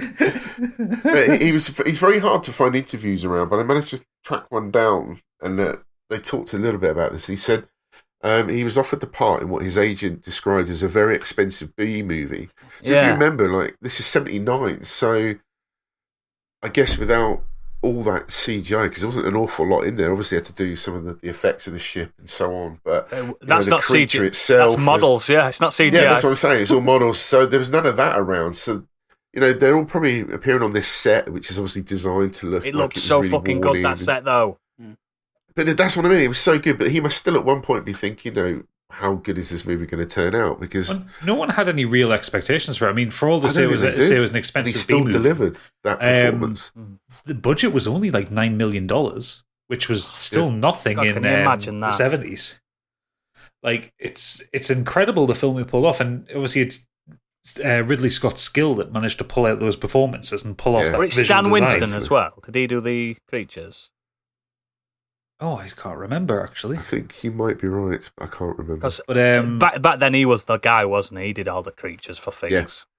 But so from that, you then had the sequel. Yes. Aliens came out in 86. Step it up. This time directed by James Cameron. So on the Sulaco, again, there is a science officer, and he is an android, played by the wonderful And Lance they know he Henriksen. is. Yeah, But he's openly an android this time. And this is clearly revealed to us as a viewer because during a prank on Hudson with the infamous knife trick, Ripley is completely freaked out to discover that, yes, there is an android on the ship. It's an upgrade, though. He is an upgrade. And he actually cuts himself whilst doing the knife trick. And he says, to quote him, "I prefer the term artificial person myself." Yeah. And he refers to the fact that he can never hurt a human now with their behavioural inhibitors. It's impossible for me to harm or by omission of action allow to be harmed a human being. Yes. And Bishop pretty much is the complete opposite. He sticks to his Ash's. guns, doesn't he? He volunteers to take that portable remote to go and try and connect the uplink to get That the is dropship one of to my come down. most anxiety-ridden moments when he's in that little pipe. That little tunnel. Oh my god, it's Which horrible. I can't That's- remember what he quotes. It's something like Ugh. 3 miles or something stupid like that. Now I know what a It's just- TV dinner feels like. I can't handle. I've said it before on the pod. I can't handle things like that. Yeah, it's Like, horrible. And he has a bit of sarcasm as well, sort of almost in program, because when there's a talk amongst the characters saying like who's going to go over there, everyone's like Hudson's like, "Hey, doing it, man," all this kind Game of thing. over, man. And Bishop actually has to say it twice because they don't hear him the first time he says it. Yeah. But he says, "I'll do it," and then he goes, "Believe me, I prefer not to. I may be synthetic, but I'm not stupid." Yeah. Which again is just a perfect line. As they board the dropship, unfortunately, the Queen then appears and impales and bisects Bishop, which is just so gruesome. It's just so lovely. Milk done. everywhere. This gunk sprays out of his mouth. But his upper half is still functional, so he ends up actually rescuing Newt. And because of the way that he's obviously proven himself to Ripley, Ripley then saves him. And he's on the third one as well. And he does appear in the third one, but Ripley manages to find him amongst the trash and manages to find out how poorly the script was and how Newton Hicks was written out. Which we have discussed ad nauseum. Yeah. But yeah, I just think the two very opposite ends of the spectrum. For, What do you think to the Fassbender robots then? In the series? I think he plays it well enough. It's fucking weird. I think he's It's the only just- good things in those two films. I was He about to is. say that. Like, I think It's just odd. That- Some of the stuff that he has to What's do. his in that. name in it? Is it Dave? or David. Hal or something? David. yeah, David, yeah. But I think, yeah, he's the best thing in them. But even though both films are pretty shit. No. But I was just thinking as well about how the androids actually serve us quite well throughout the series that I've played. Like even in the Alien Isolation, They're like the scariest bits. They are pretty. The they've working got no Joes. personality to them at all. especially the Seegson ones, But yeah. but they are really scary. Like when they go like into like what is a bit of a rage mode. Essentially, it's like oh, You'd know fuck, about like that, wouldn't fuck, like it's just the alien I've got to worry about. It's It these does fuckers. show you, like Gadget just alluded to, the Seegson androids a shite compared to the Wayland Yutani ones. Because the Yeah. working Joes are just horrendous. They're horrible. Well, you get the companion that you get on the ship with. I Yeah. can't remember his name, but he's a synthetic as well, and he's a Wayland Yutani one. And Yeah. like I don't know why, but when I played that game, I didn't twig on for about 4 hours that he was a synthetic. Yeah. Until he actually outright says I'm a synthetic. I was like, oh, okay. Yeah. Well, it's because I skipped his dialogue early on when you meet him in the Torrens at the very start of the game. Yeah. But he's He sweating speaks- though as well, isn't he? So you Well, can't he's tell. sweating, but Ripley says to him, says like, "You're up early." He says, "Oh, I don't need as much sleep as you." Yeah, there you go. Why didn't I notice that when I first played this? Wrong with me? Yeah, I think it's clever. I mean, the Winona Ryder synthetic, that's a bit more advanced in the future, isn't it? That one. She doesn't even act Oh, like I a robot. I forgot. She doesn't about- know she's one. Synthetic. Yeah, Yeah, I she forgot about the fourth film. yeah, she's a synthetic, but she says in the film that she sometimes forgets she is from time to time. God, I hate that film so much. It's so bad. She plugs herself in with a USB into her arm. Fuck Joss Whedon. Fuck Joss Whedon. Yeah. Still not She surprised. has two Sweden. attempts at it because she gets it wrong the first time. Yeah. But yeah, I think that old saga, the fascination with the androids, the robots, the synthetic, I think it's fascinating, and it's one of my favourite versions of that kind of play on the on robots and what the meaning of life and meeting your makers and stuff like that. I think it's fascinating. And again, Ian Holm He's brilliant. I love Lance Henriksen, don't get me wrong. I think he's awesome in Aliens, but I think Ian Holm to Smashes deliver it. that sinister role so well. For my money, he is the scariest thing in that film. The xenomorph is second in comparison to a fucking robot that just doesn't care. Yeah, it's terrifying. Excellent, brilliant choice. Candy, what you got? I think I'm going to get a bit of shit for this one. I'm going to be talking about Chappie, who's the main character of Neil Blomkamp's 2015 film of the same name. Mm-hmm. I haven't seen this. Happy to this. It hasn't got great reviews, but I'm going to try not to dwell on the actual film itself because he's a fascinating robot, and I just wish there was a better film surrounding him because it's sort of done a bit of a disservice. I will give you a brief overview of the film just so you can kind of better understand his character. So Chappie's based in Johannesburg in the near future. We learn that the police force has been heavily bolstered by a sort of army of robotic scout robots. Yeah. They're deadly but sort of cute bunny-eared robots, and they're wildly celebrated as the future of policing.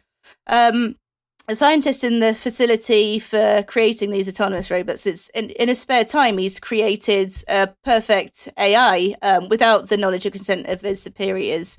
So he takes a robot that's scheduled to be destroyed, and is on his way with the robot in his car.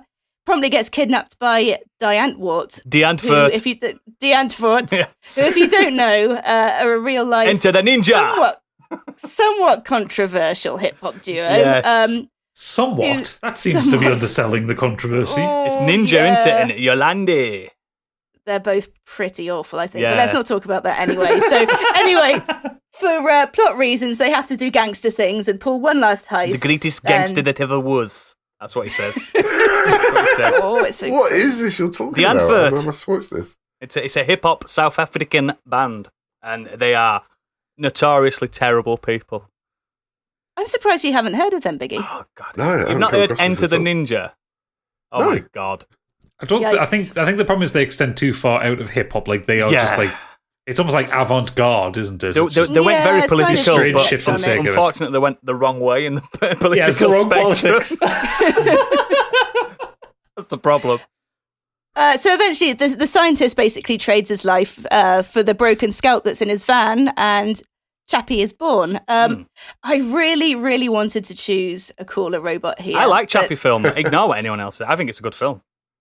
I think it was almost good. I think there were certain elements that it almost went a bit too Diantwort. It did. I think there was probably a little bit too much input from our friends. But yeah, my mind kept wandering back to him. He's just so endearing and charming. And when he first becomes conscious, he has the mind of a child. Yeah. His learning is extremely accelerated, but he's caught between the scientist who wants him to be morally just and good, Yolandi, who's the female out of Antwort. Her motherly instincts kick in, and she nurtures him like a child, and Ninja, who just wants to use him as a mindless He's a killing fucking machine. prick anyway. Is this just He's a like a fucking modern prick. Johnny Five?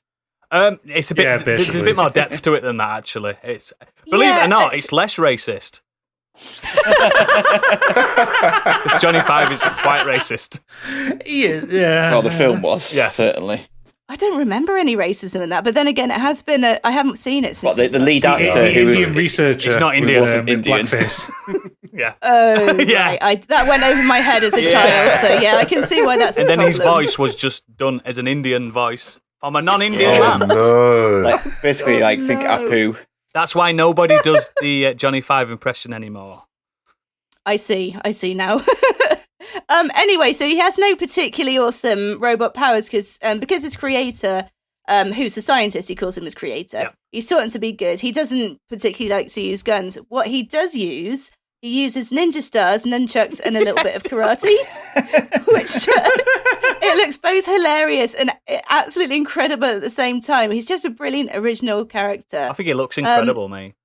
It does. He's brought to life by the visual effects, which I cannot fault at all. And Chappie's real life actor, who is Sharlto Copley. Yeah. Sharlto Copley, yeah. Okay, yeah. From District 9. His reaction. Yeah, that's right. He's in all the guys' movies, isn't he? Yeah, he is. Yeah, he's a favourite of Neil Blomkamp.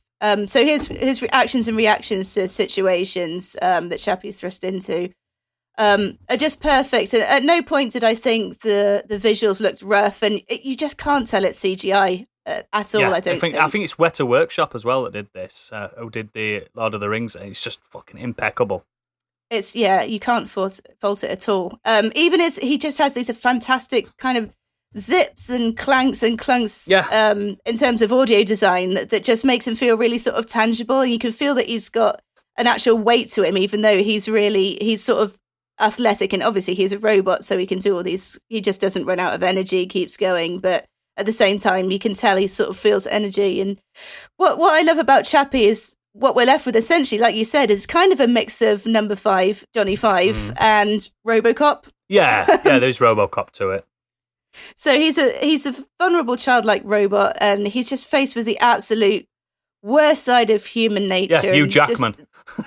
And his mullet. Hugh Jackman's got an awful mullet in it. Yeah, yes. But especially in kind of crime, the crime-ridden side of Johannesburg as well, it goes into that, and you can really sort of you can empathise with his naivety, and in my opinion, he's probably one of the most exciting AIs that we've seen on screen.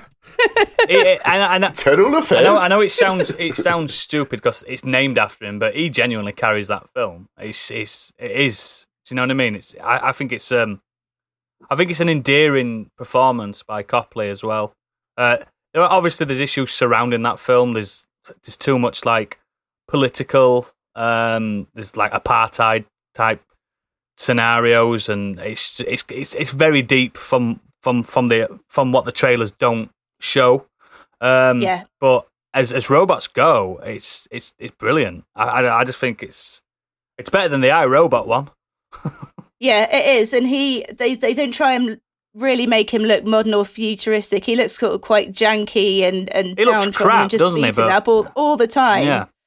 And they even kind of they put the gangster chains on him, and sort of the way that he walks around like he's supposed to be a gangster kind of thing. It's just brilliant. Gives himself watching a little limp, doesn't he? Yeah, and he does the nose rub as well, like just taking on all these just awful traits. I just love him. I just love the character so much, and as I said, I just wish there was a better film surrounding it. I mean, I wouldn't say it's not bad. It's just not particularly. Oh, it's not cancelled. It's not cancelled great. bad. There's just an air surrounding it, an air that you've just got to watch out for. That's all. An element of cringe. Yeah, absolutely. Do you know? I'm definitely going to watch it. It's worth it. Did you like District 9? It is. Yeah, I loved it. Think that kind of film. Obviously, same guy. I was looking forward to his Halo movie that never happened. Well, that became District 9, didn't it?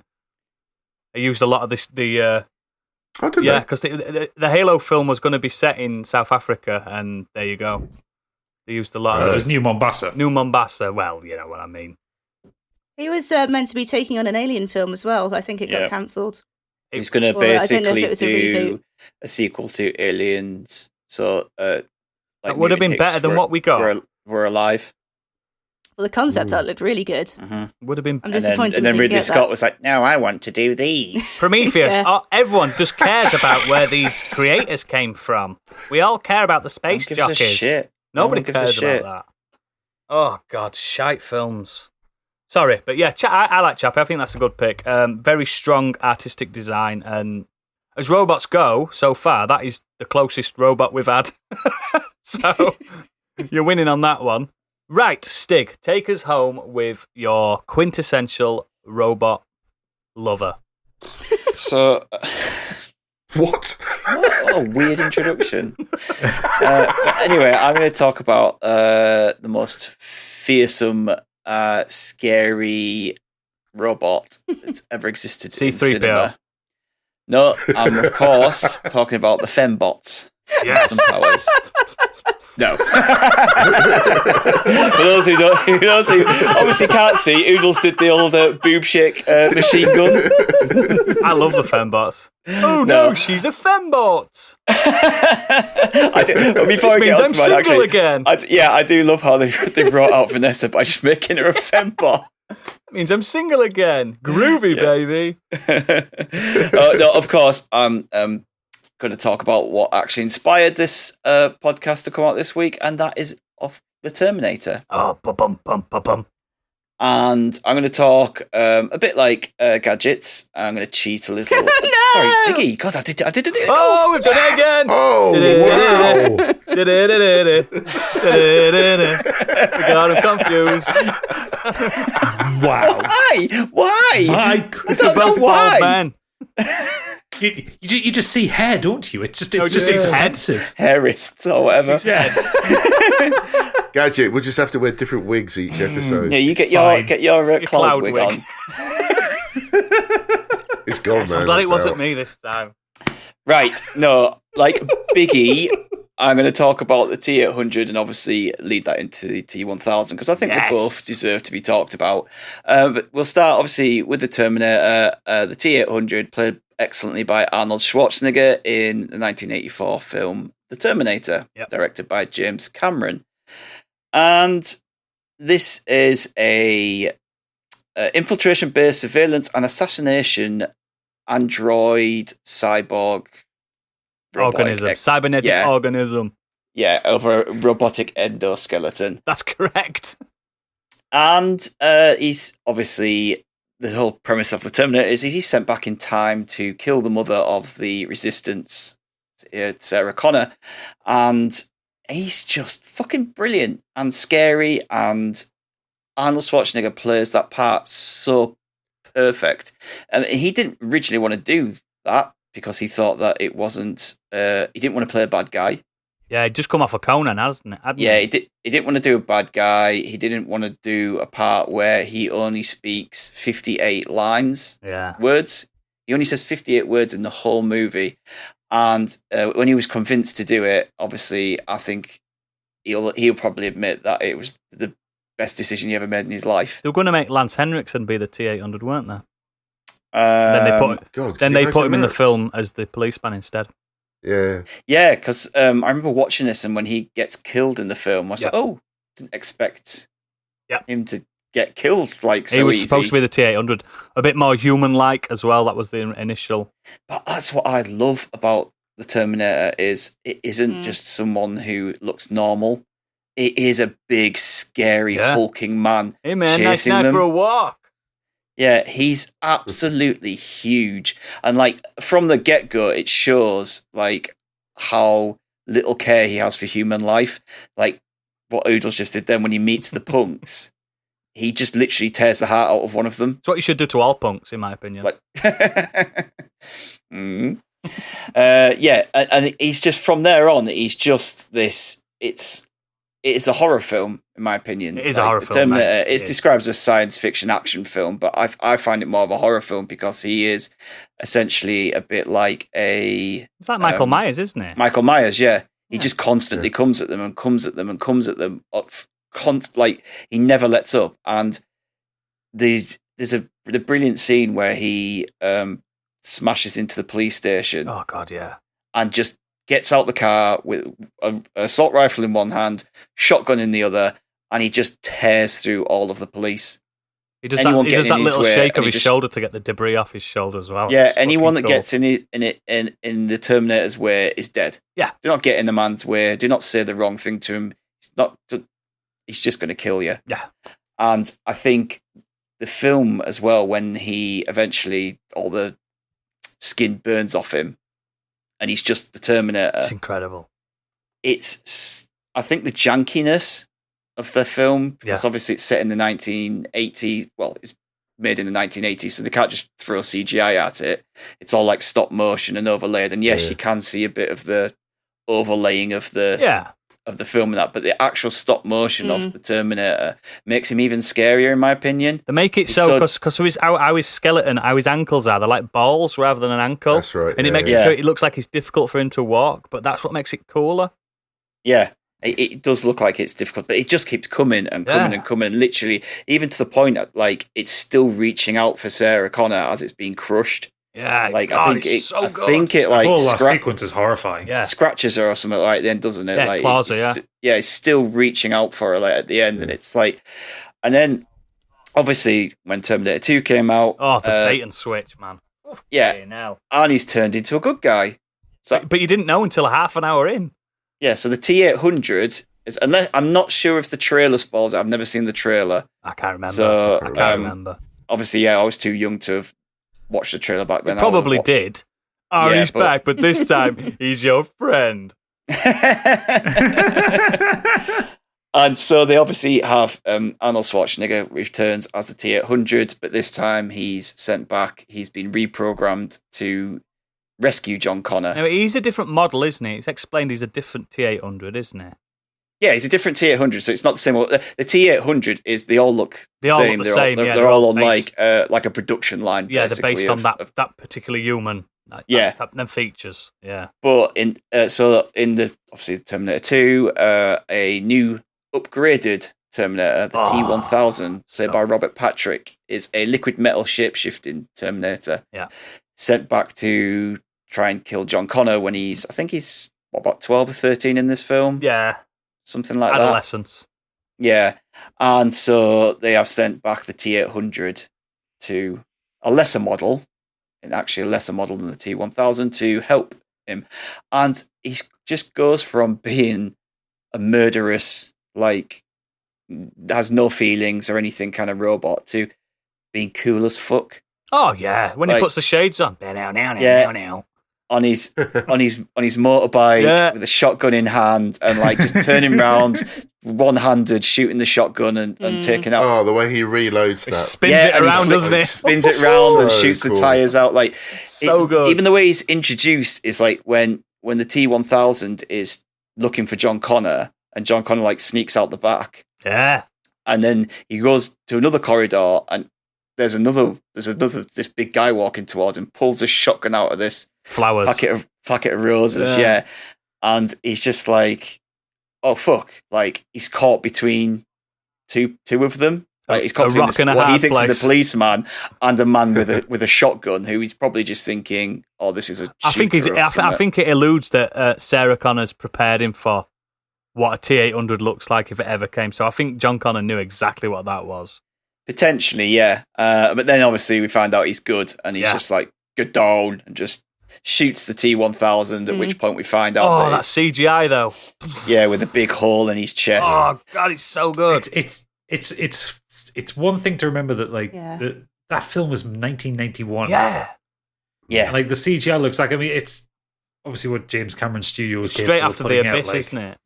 Straight after the Abyss, a lot of the same technology, but the fact is, like, you still watch it in 2021, it still looks good. Fucking incredible, man. So good. I love that film so much. And the T-1000 as well is it takes all the good stuff from the first Terminator film, like just a heartless killing machine with no expression, no like, there's no smiling, there's no like joking. Like, you know, obviously Arnold's character kind of develops human feelings in this. Yeah.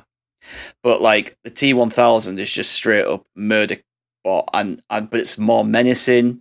He does that thing where he goes up to the house and he's like, "It's a good-looking boy." It's like proper human, isn't it? Yeah, and he can mimic humans. Yeah. Yes, he can mimic humans a lot better than the T-800 could, and it shows you how scary he is from the moment where John's speaking to his foster mother.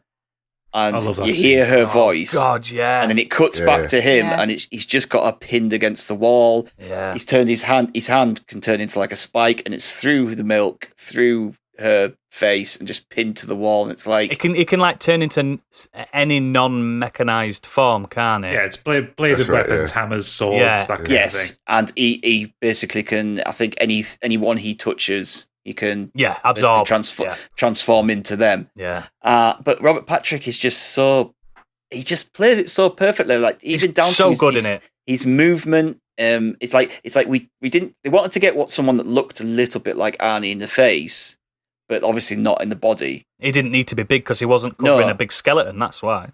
I like the running, when he's chasing after it, and so the way he runs, and like. Do you know there's a bit of trivia that sequence where he's chasing Edward Furlong on the bike through the car park. The director actually had to tell him to slow down because he kept catching up with the bike. Yeah, I remember that. Oh my god. He's too fast. He's like a proper sprinter. He was a proper sprinter in the 80s, so he's really, he's the same really when fast. Robert Patrick's in X-Files, and he's always outrunning Scully. Well, both Arnie and Robert Patrick are both in such incredible shape. You've got there's absolutely no way that you wouldn't believe that they're covering a metal skeleton. There's just not an ounce of fat on either of them. Yeah. No. Yeah. And he's a really interesting choice because I don't recall him in anything else apart from maybe the X-Files. I think he was in a few TV dramas, made for TV. You can imagine the pressure on him, basically trying to pull off what Arnie did in the first movie, to have this role as a Terminator. He must have been bricking it when he. I think back then, though, the original Terminator wasn't the hit that obviously the sequel destroyed box office records, but the first one wasn't as big a hit as it is now. It was like a VHS hit. Yeah, VHS. Yeah, Yeah, but I think it was because that justified all the expenditure on that. I mean, anything James Cameron wanted to do justified the release of if it. Cameron's got a good idea, which It's obviously he getting done. did here. But Robert Patrick obviously was the second, wasn't even the first choice. Originally, it was going to was he go not? to O.J. Simpson. O.J. Simpson, yeah. Just could not imagine O.J. Simpson. He's a murderous psychopath as well. Allegedly. Allegedly.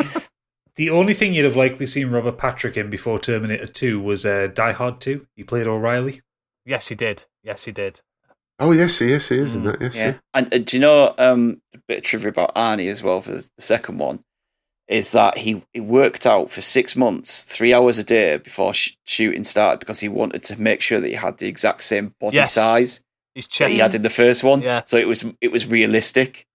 So it was like it's the same The like scene kind of at the machine beginning sent back. when he's in the diner, he looks incredible.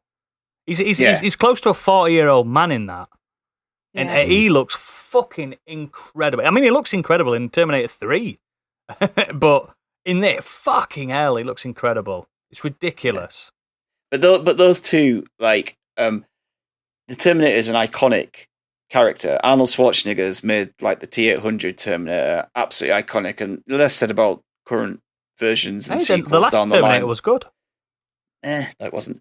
Not as bad as Genesis. They gave him a name. He was called Joe or something on the new one. Yeah. Pop. Isn't it weird how he's such an iconic character where he's had more bad films than good ones? That's the point. That's why I'm cutting it off at Terminator 2 because they then obviously every subsequent film it's like we have to one up them. So now the third one she can interact with Terminatrix. She can basically do everything that the T-1000 did, but now she can interact with all electronics and Wi-Fi. She make and the a internet cannon in her arm as well. Yeah, and she can turn her body into weapons. And then the new I make her boobs bigger. do for quite no reason. like what they did with the new one. I like the new one. I think where it's he good. can split His nanobot. his form, so he can actually split away from his exoskeleton. Yeah. And he's got the skeleton and his human form. But remember, in the new one, it's not sides. Cyberdyne, so it's a different type of robot. No, but anyway, but the T-800 and the T-1000, I think, are They're just incredible. absolutely iconic, and Yeah. that they've done. They made a perfect foil for Arnie's character, where it wasn't the same, but it had some of the same aspects, but they just My made two him scarier. favourite scenes from that film are quite downplayed. My first favourite one is when Sarah Connor first sees Arnie in the second one. Oh yeah, that's good. That's brilliant. Linda Hamilton, that fucking act in it is impeccable. But my proper favourite scene is when she's doing that anecdote about, is this my child's surrogate father? And you see John and the T-800 playing, and they're doing that high five, and he's hurting his hand and stuff. I think that's such a subtle human moment. Yeah. Is he going to be with him for the rest of his life? Finally, I've found a dad for him that's not gonna hit him, not gonna. Do you know what I mean? It's such a fucking, oh god, it's so clever. I think T2 is incredible. There's another great scene which I only saw this recently. I didn't realise how they did it, but when in Terminator 2 they pull out his chip out of his head, Yeah. and the way they've done it is the camera pans around behind what you think is Arnie looking in a mirror, but it's not. There's no mirror there. Arnie's on the other side of the mirror, and obviously, for those that don't know, Linda Hamilton's got a twin sister. Yeah. So the sister's on one side of the mirror, and obviously the other Linda Hamilton just mimicking each is on the other, other aren't side. Yeah, they're mimicking, and then they're obviously pulling the thing out of Arnie's head, which is obviously just a model that you can't see because you're behind it. But I just never picked up on that at the time. It's just such a subtle, very... Yeah, if you go back and watch that clip, it's so clever how they do it. It's so easy to miss. That scene in the first one where after the fire, he singed his eyebrows, and you don't realise for ages that his eyebrows are gone. But that's what makes him even more sinister. Yeah, he does look he looks weird. fucked up, and then he's in that motel pulling them fucking bullets out of him and stuff like that. It's fucking scary, man. You know, one thing I was just thinking about as well with the T-1000, what you said about how he can mimic humans so well, but he's still so flawed that, like, it's the little touches, like when he steps through the bars. He can't do it, He can't do it with the gun in his hand. He really, like, there's still things that, like, hold it back. Because he's thinking hold him laterally. back from being, like, actual human. But there is that great. I mean, I love that sequence where he kind of like melts through the bars anyway, because it's like it's set up in such a way. You know, they've closed the door, they've locked it, and they're running away, and then they turn back and watch him. And he just presses up against it and goes through. And it's like it's the first time you get to really see what he can do. Is that before the floor scene when he comes out of the floor? I think it is, isn't it? It's the same scene. It's the same scene. Yeah. Right. Yeah. So it's basically like that whole sequence is just like a showcase of what for he the can do. Metal stuff. Yeah. And it's like unreal. When it's like the first time you ever see it, it's just like, oh my god. Yeah, and it's like for the characters to say, how the fuck are we going to get away from the guy who can we've done literally it. just go through walls? And that go little through bit doors where he's chased the police car and he's put his little spike in it, and the spike's still stuck in the car and it's shaking, still going. It's still chasing John Connor, isn't it? That little. It just fucking shows like how powerful it is. The film, man, so good. It's like, such a good film. It's probably James Cameron's best film, in my opinion. The way they change as well, the T-800 from the first one, where he's tearing through the police station, and it cuts to the view of the Terminator, where he's literally like, anything that moves, he shoots. Yeah, and then the second one, he steps out with that big fuck-off gun, and you see that view again. But this time, he's scanning where everyone is, so he doesn't kill anyone. Yeah. He's just doing it because it looks...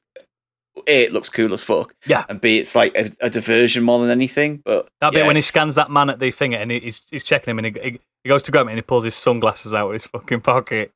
It's so fucking cool. God, what a film. What a robot. Yeah. Then they ruined it.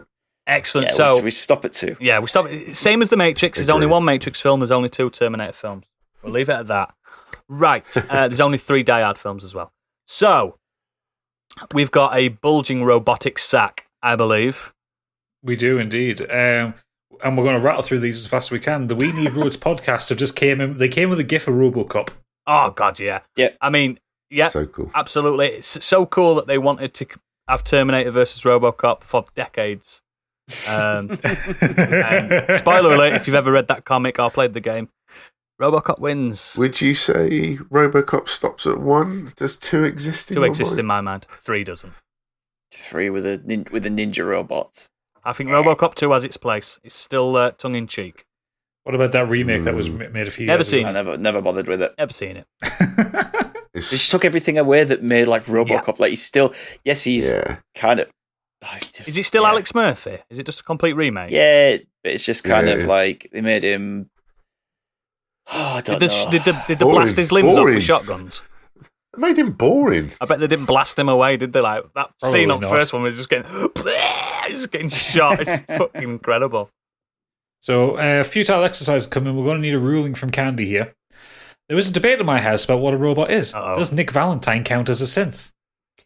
He's a robot. It's funny you should mention that, because that was one of my honourable mentions. That's why I didn't have him on the main pod. He's a robot in my because eyes. I couldn't. Yeah, is he? No, he's a synth. What's the difference? I'm gonna say I'm gonna synths, cyborgs, Yeah. androids, just anything Mechs. that's mechs. Yeah, Anything It's that can control RoboCop's itself. Technically not a robot. It's still got a human brain. Because we all know robot means slave, doesn't it? That's in that Simon Pegg film, isn't it? When he says robot means slave.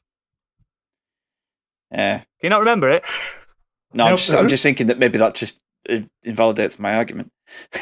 Yeah, I was also just thinking as well. Oops. I always assumed robot is in my head canon. Robot is something that can be autonomous. It's mechanized. It's created by man. Or another force, another. I don't know if a Transformer's a robot, but that's not created by man. If you want to go down this line, robots tend to be tools. They tend to be things that make cars. Androids tend to be the ones that are autonomous. They count. The Transformers are cars, but they're in disguise. My head. Anyway, I'm counting Nick Valentine. Anyway, before Candy passes out, he also goes on to say, my son settled on Alpha 5 as he's having a Power Rangers resurgence. My number one had to be Marvin the Paranoid Android, the 2005 version from Hitchhiker's Guide to Galaxy film played by Alan Rickman. So good. I like. We've talked about this before, haven't we, Gadget? We love that film. I think it's so good. Better than everyone People says don't like it. I'm like, what? We got a while we've been recording, Sneaky Pete as is it Pete? Well, he's a sneaky bugger. I am sneaky. Yeah, sneaky. Yeah. Is his name Pete, or have I just made that up? You've made that up. His name is not Pete. Where the fuck have I got Sneaky Pete from? That's a character in something. No, isn't it? maybe I was just reading something. Show on Amazon called Sneaky Pete. Right, his name's Sneaky Pete from now on. I'm Sneaky. Just said, I know I'm late, but he better be mentioned, and it's the android. Yeah, Marvin the Paranoid Android. Yeah, he's brilliant. Lee Davies has suggested Daft Punk. They are not robots. They are just men with helmets on. But they can be robotic, and they do work it harder, faster, better, stronger. That's true. Yeah, that's true. Just one more time. Robotic Monkey, our own robot, says, if someone doesn't talk about BT from Titanfall... He's in my honourable mentions. Oh, boy. John Cheetham, it has to be Bender for me. Oh, Bender, yeah. Or to give him his full name, Bender Bending Rodriguez. Yeah, I always forget that he's got that Spanish name. Because he's made in Mexico. Yeah. Oh, God. So good. Deadbeat Punk. Hang on, it's essay time. Are we strapping in for this one? Oh, God. Strap in. Right. Greetings, moisturised escorts. Okay. It's been a while. Hopefully Biggie is back with you, or I won't have listened this far. Wow. So I have a few robots I want to talk about. Seeing as Mega Man appeared on the artwork, my main pick has been taken from me, so I'll have to go with my backup picks. Poor Gadget. Fuck you, punk. Beginning with Sasuke.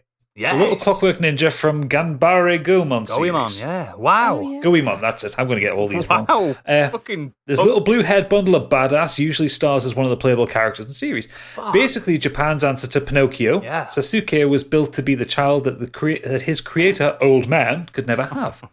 But unlike Pinocchio, Sasuke isn't an uncoordinated fuckwad that has to rely on imaginary insects to act as their conscience. No, Sasuke is a pint-sized ninja master, armed to the teeth with sharp blades and explosives.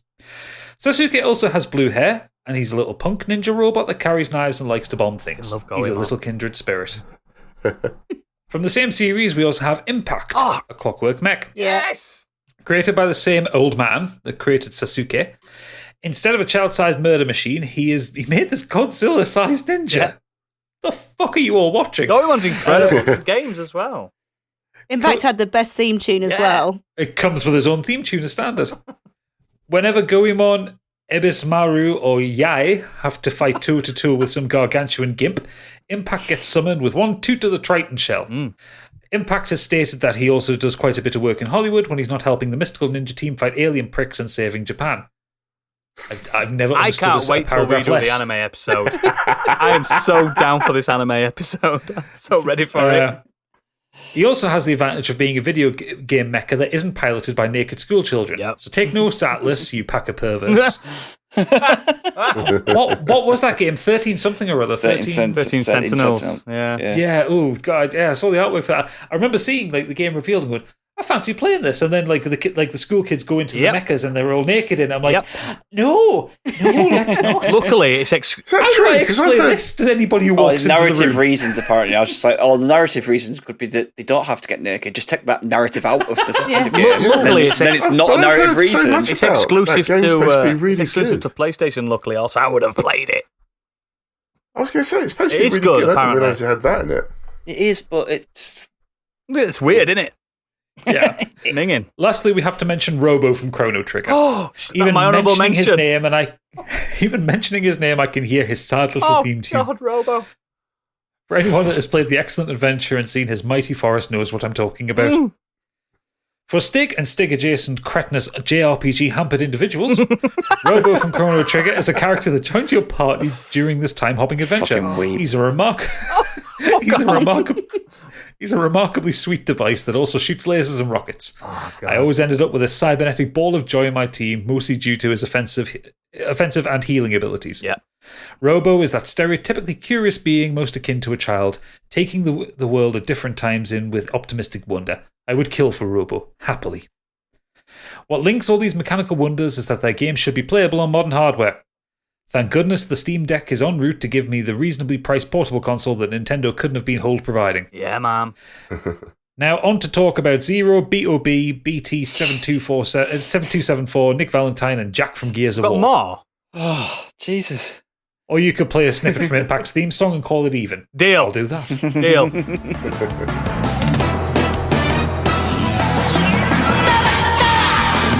燃える太陽背に受けてゆくぞ発進マシンがうなる俺は機械だ鉄人だ今解き放てよ鋼の魂行くぜブレイクダウン悪い奴らをぶち壊せ Oh, God, I haven't thought of Goemon in years. Oh, God. I used to love Mystical Ninja on the N64. The Mystical Ninja. Oh, I fucking hate that guy gets me. I hate it. I fucking hate it. Well, your arch enemy always knows you the best. Oh. Ugh. Yeah, excellent that. He did also have a PS saying, Helper from the Venture Brothers. I had to cut him from my email because I couldn't sum up the love in a few paragraphs. Yeah. Bobby Wayne, your man Bobby Wayne. My ex-boyfriend.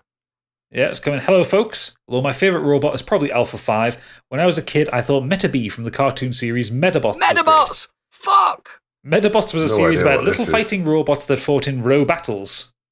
I thought the concept was great at the time. Metabee and his owner Icky fought in row battles and earned the new meta parts from their opponents' Little victims' yellow corpses, guy. which could be used to upgrade Metabee and unlock new related abilities while working through an overarching storyline.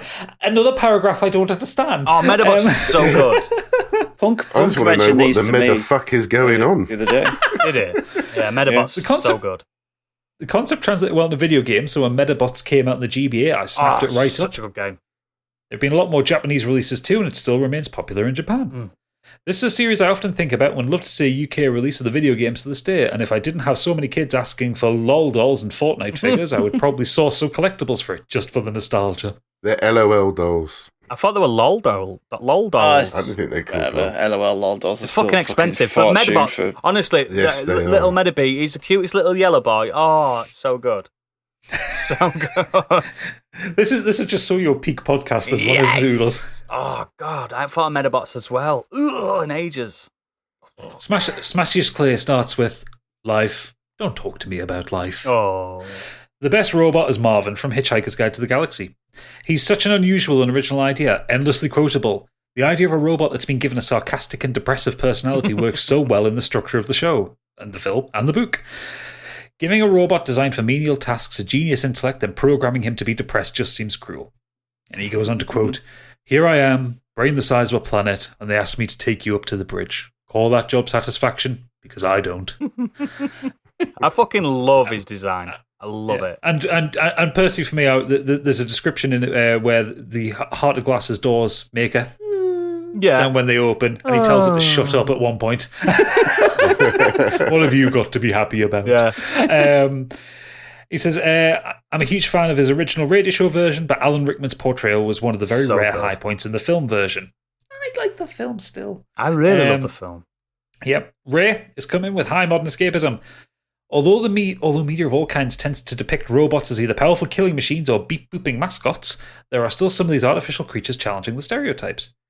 David is a robot who's created to play the role of a human boy and used as a substitute for families who have lost their children. Although he is programmed to love his quote-unquote parent wholeheartedly, he is no more than a sophisticated toy in the other's eyes. As a result, the innocent robot embarked on a journey to find the blue fairy he heard in a story. However, the question is, does the logic of a fairy tale apply to a sci-fi story like he hoped?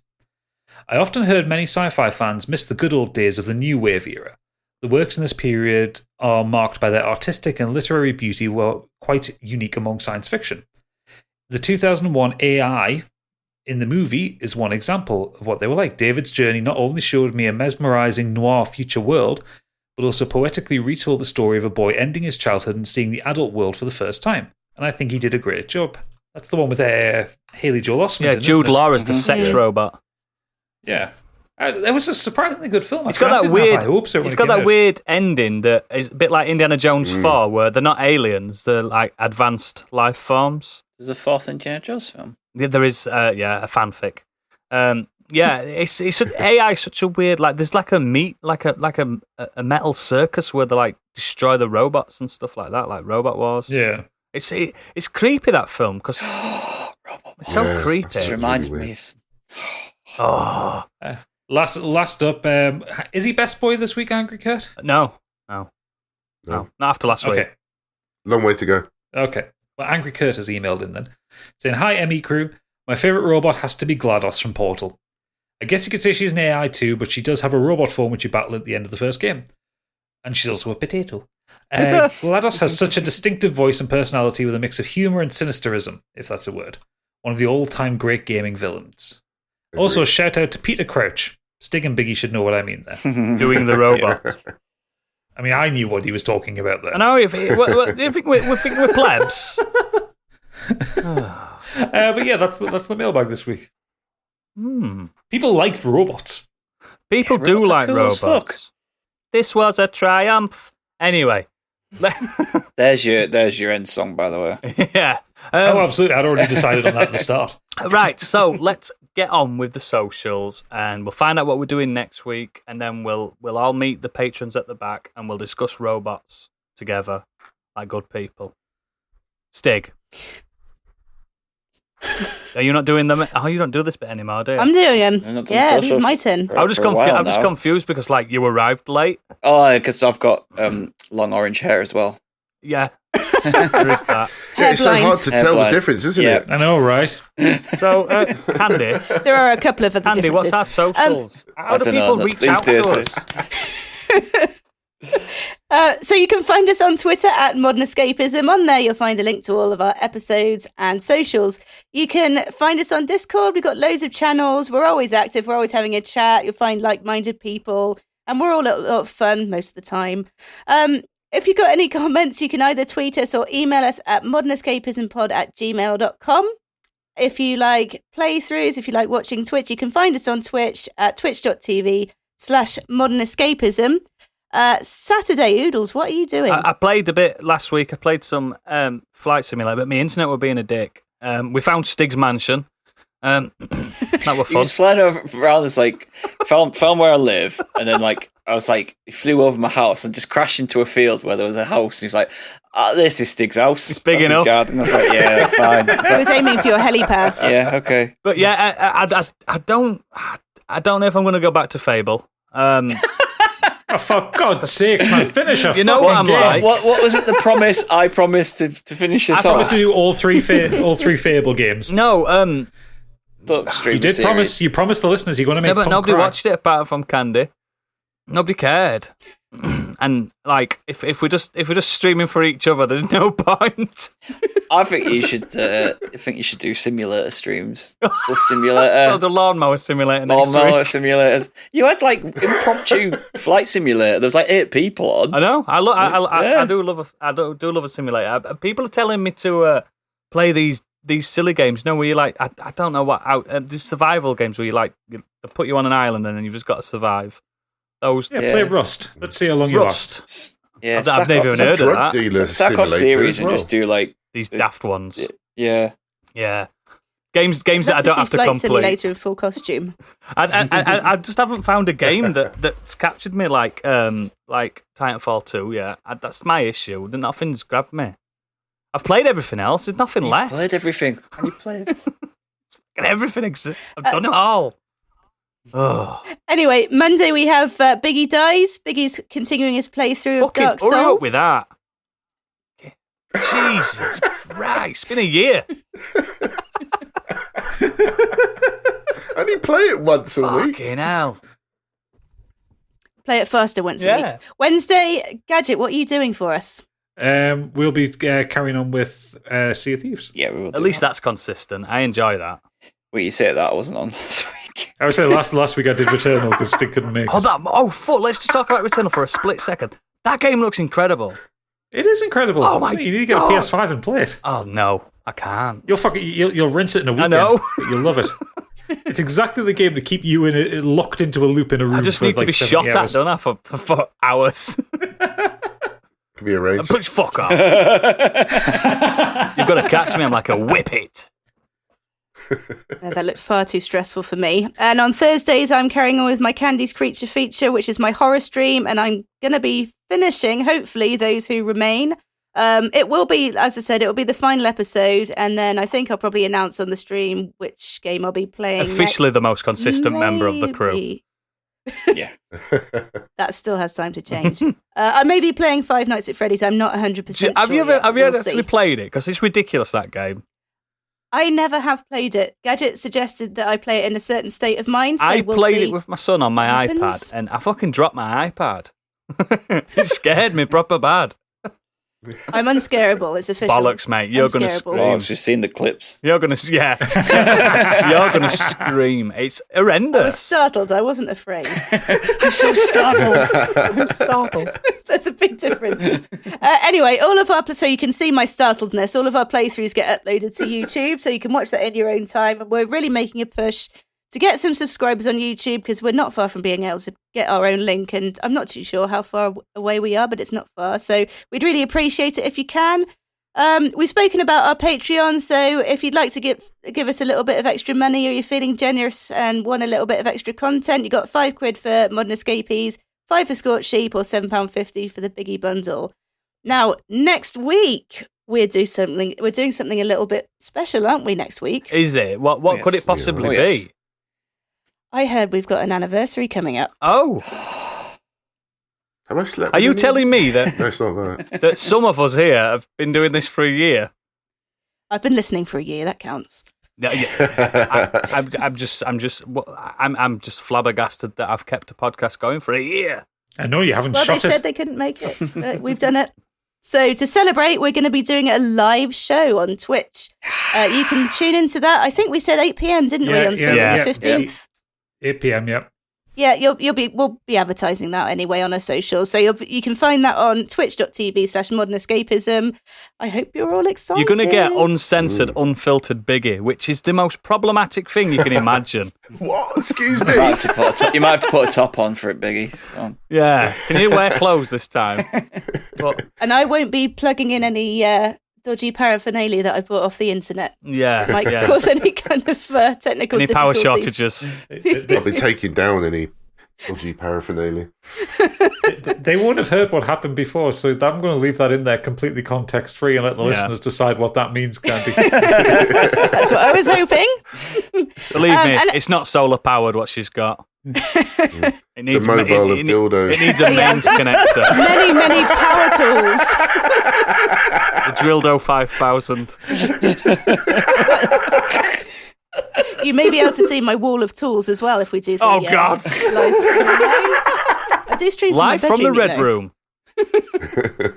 That's a good point, actually. I'm going to have to decide where I stream from because I'm not sure I want everyone seeing my boudoir. Yeah, the sex dungeon. Yeah, that's Yeah, exactly.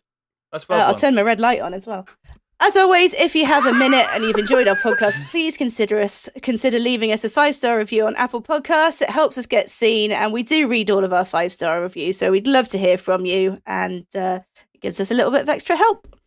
And as we've said before, you can slag us off as long as it's 5 stars. Just Yeah, we don't read the absolutely- 1-stars. we don't even count them. They don't exist in our minds. But if you want to give us a negative review, just give us 5 stars and we will read that. So excellent. We'll send a Metal Mickey back through time to take you out. That's another one of my tools. Oh God. Oh God. Wait while we do the sex episode. Jesus Christ. It's gonna be so. Get ready. But yes, we will see you all next time live. Wow. I hope it's like for people listening now. It's past midnight, so I hope it's not this late. No, it definitely won't. We're starting time next week. For everyone that's not a patron, we will see you live next time. Good night and God bless, and please dream of electric sheep. Bye-bye.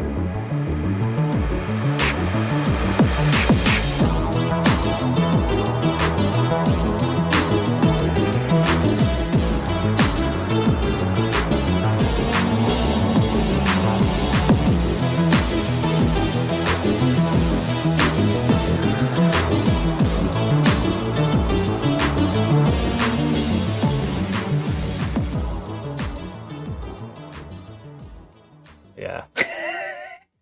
How's the power cut? Turn it off, you're fusing your house. Wow. Lightning mode. Disco mode activated. I'm so embarrassed.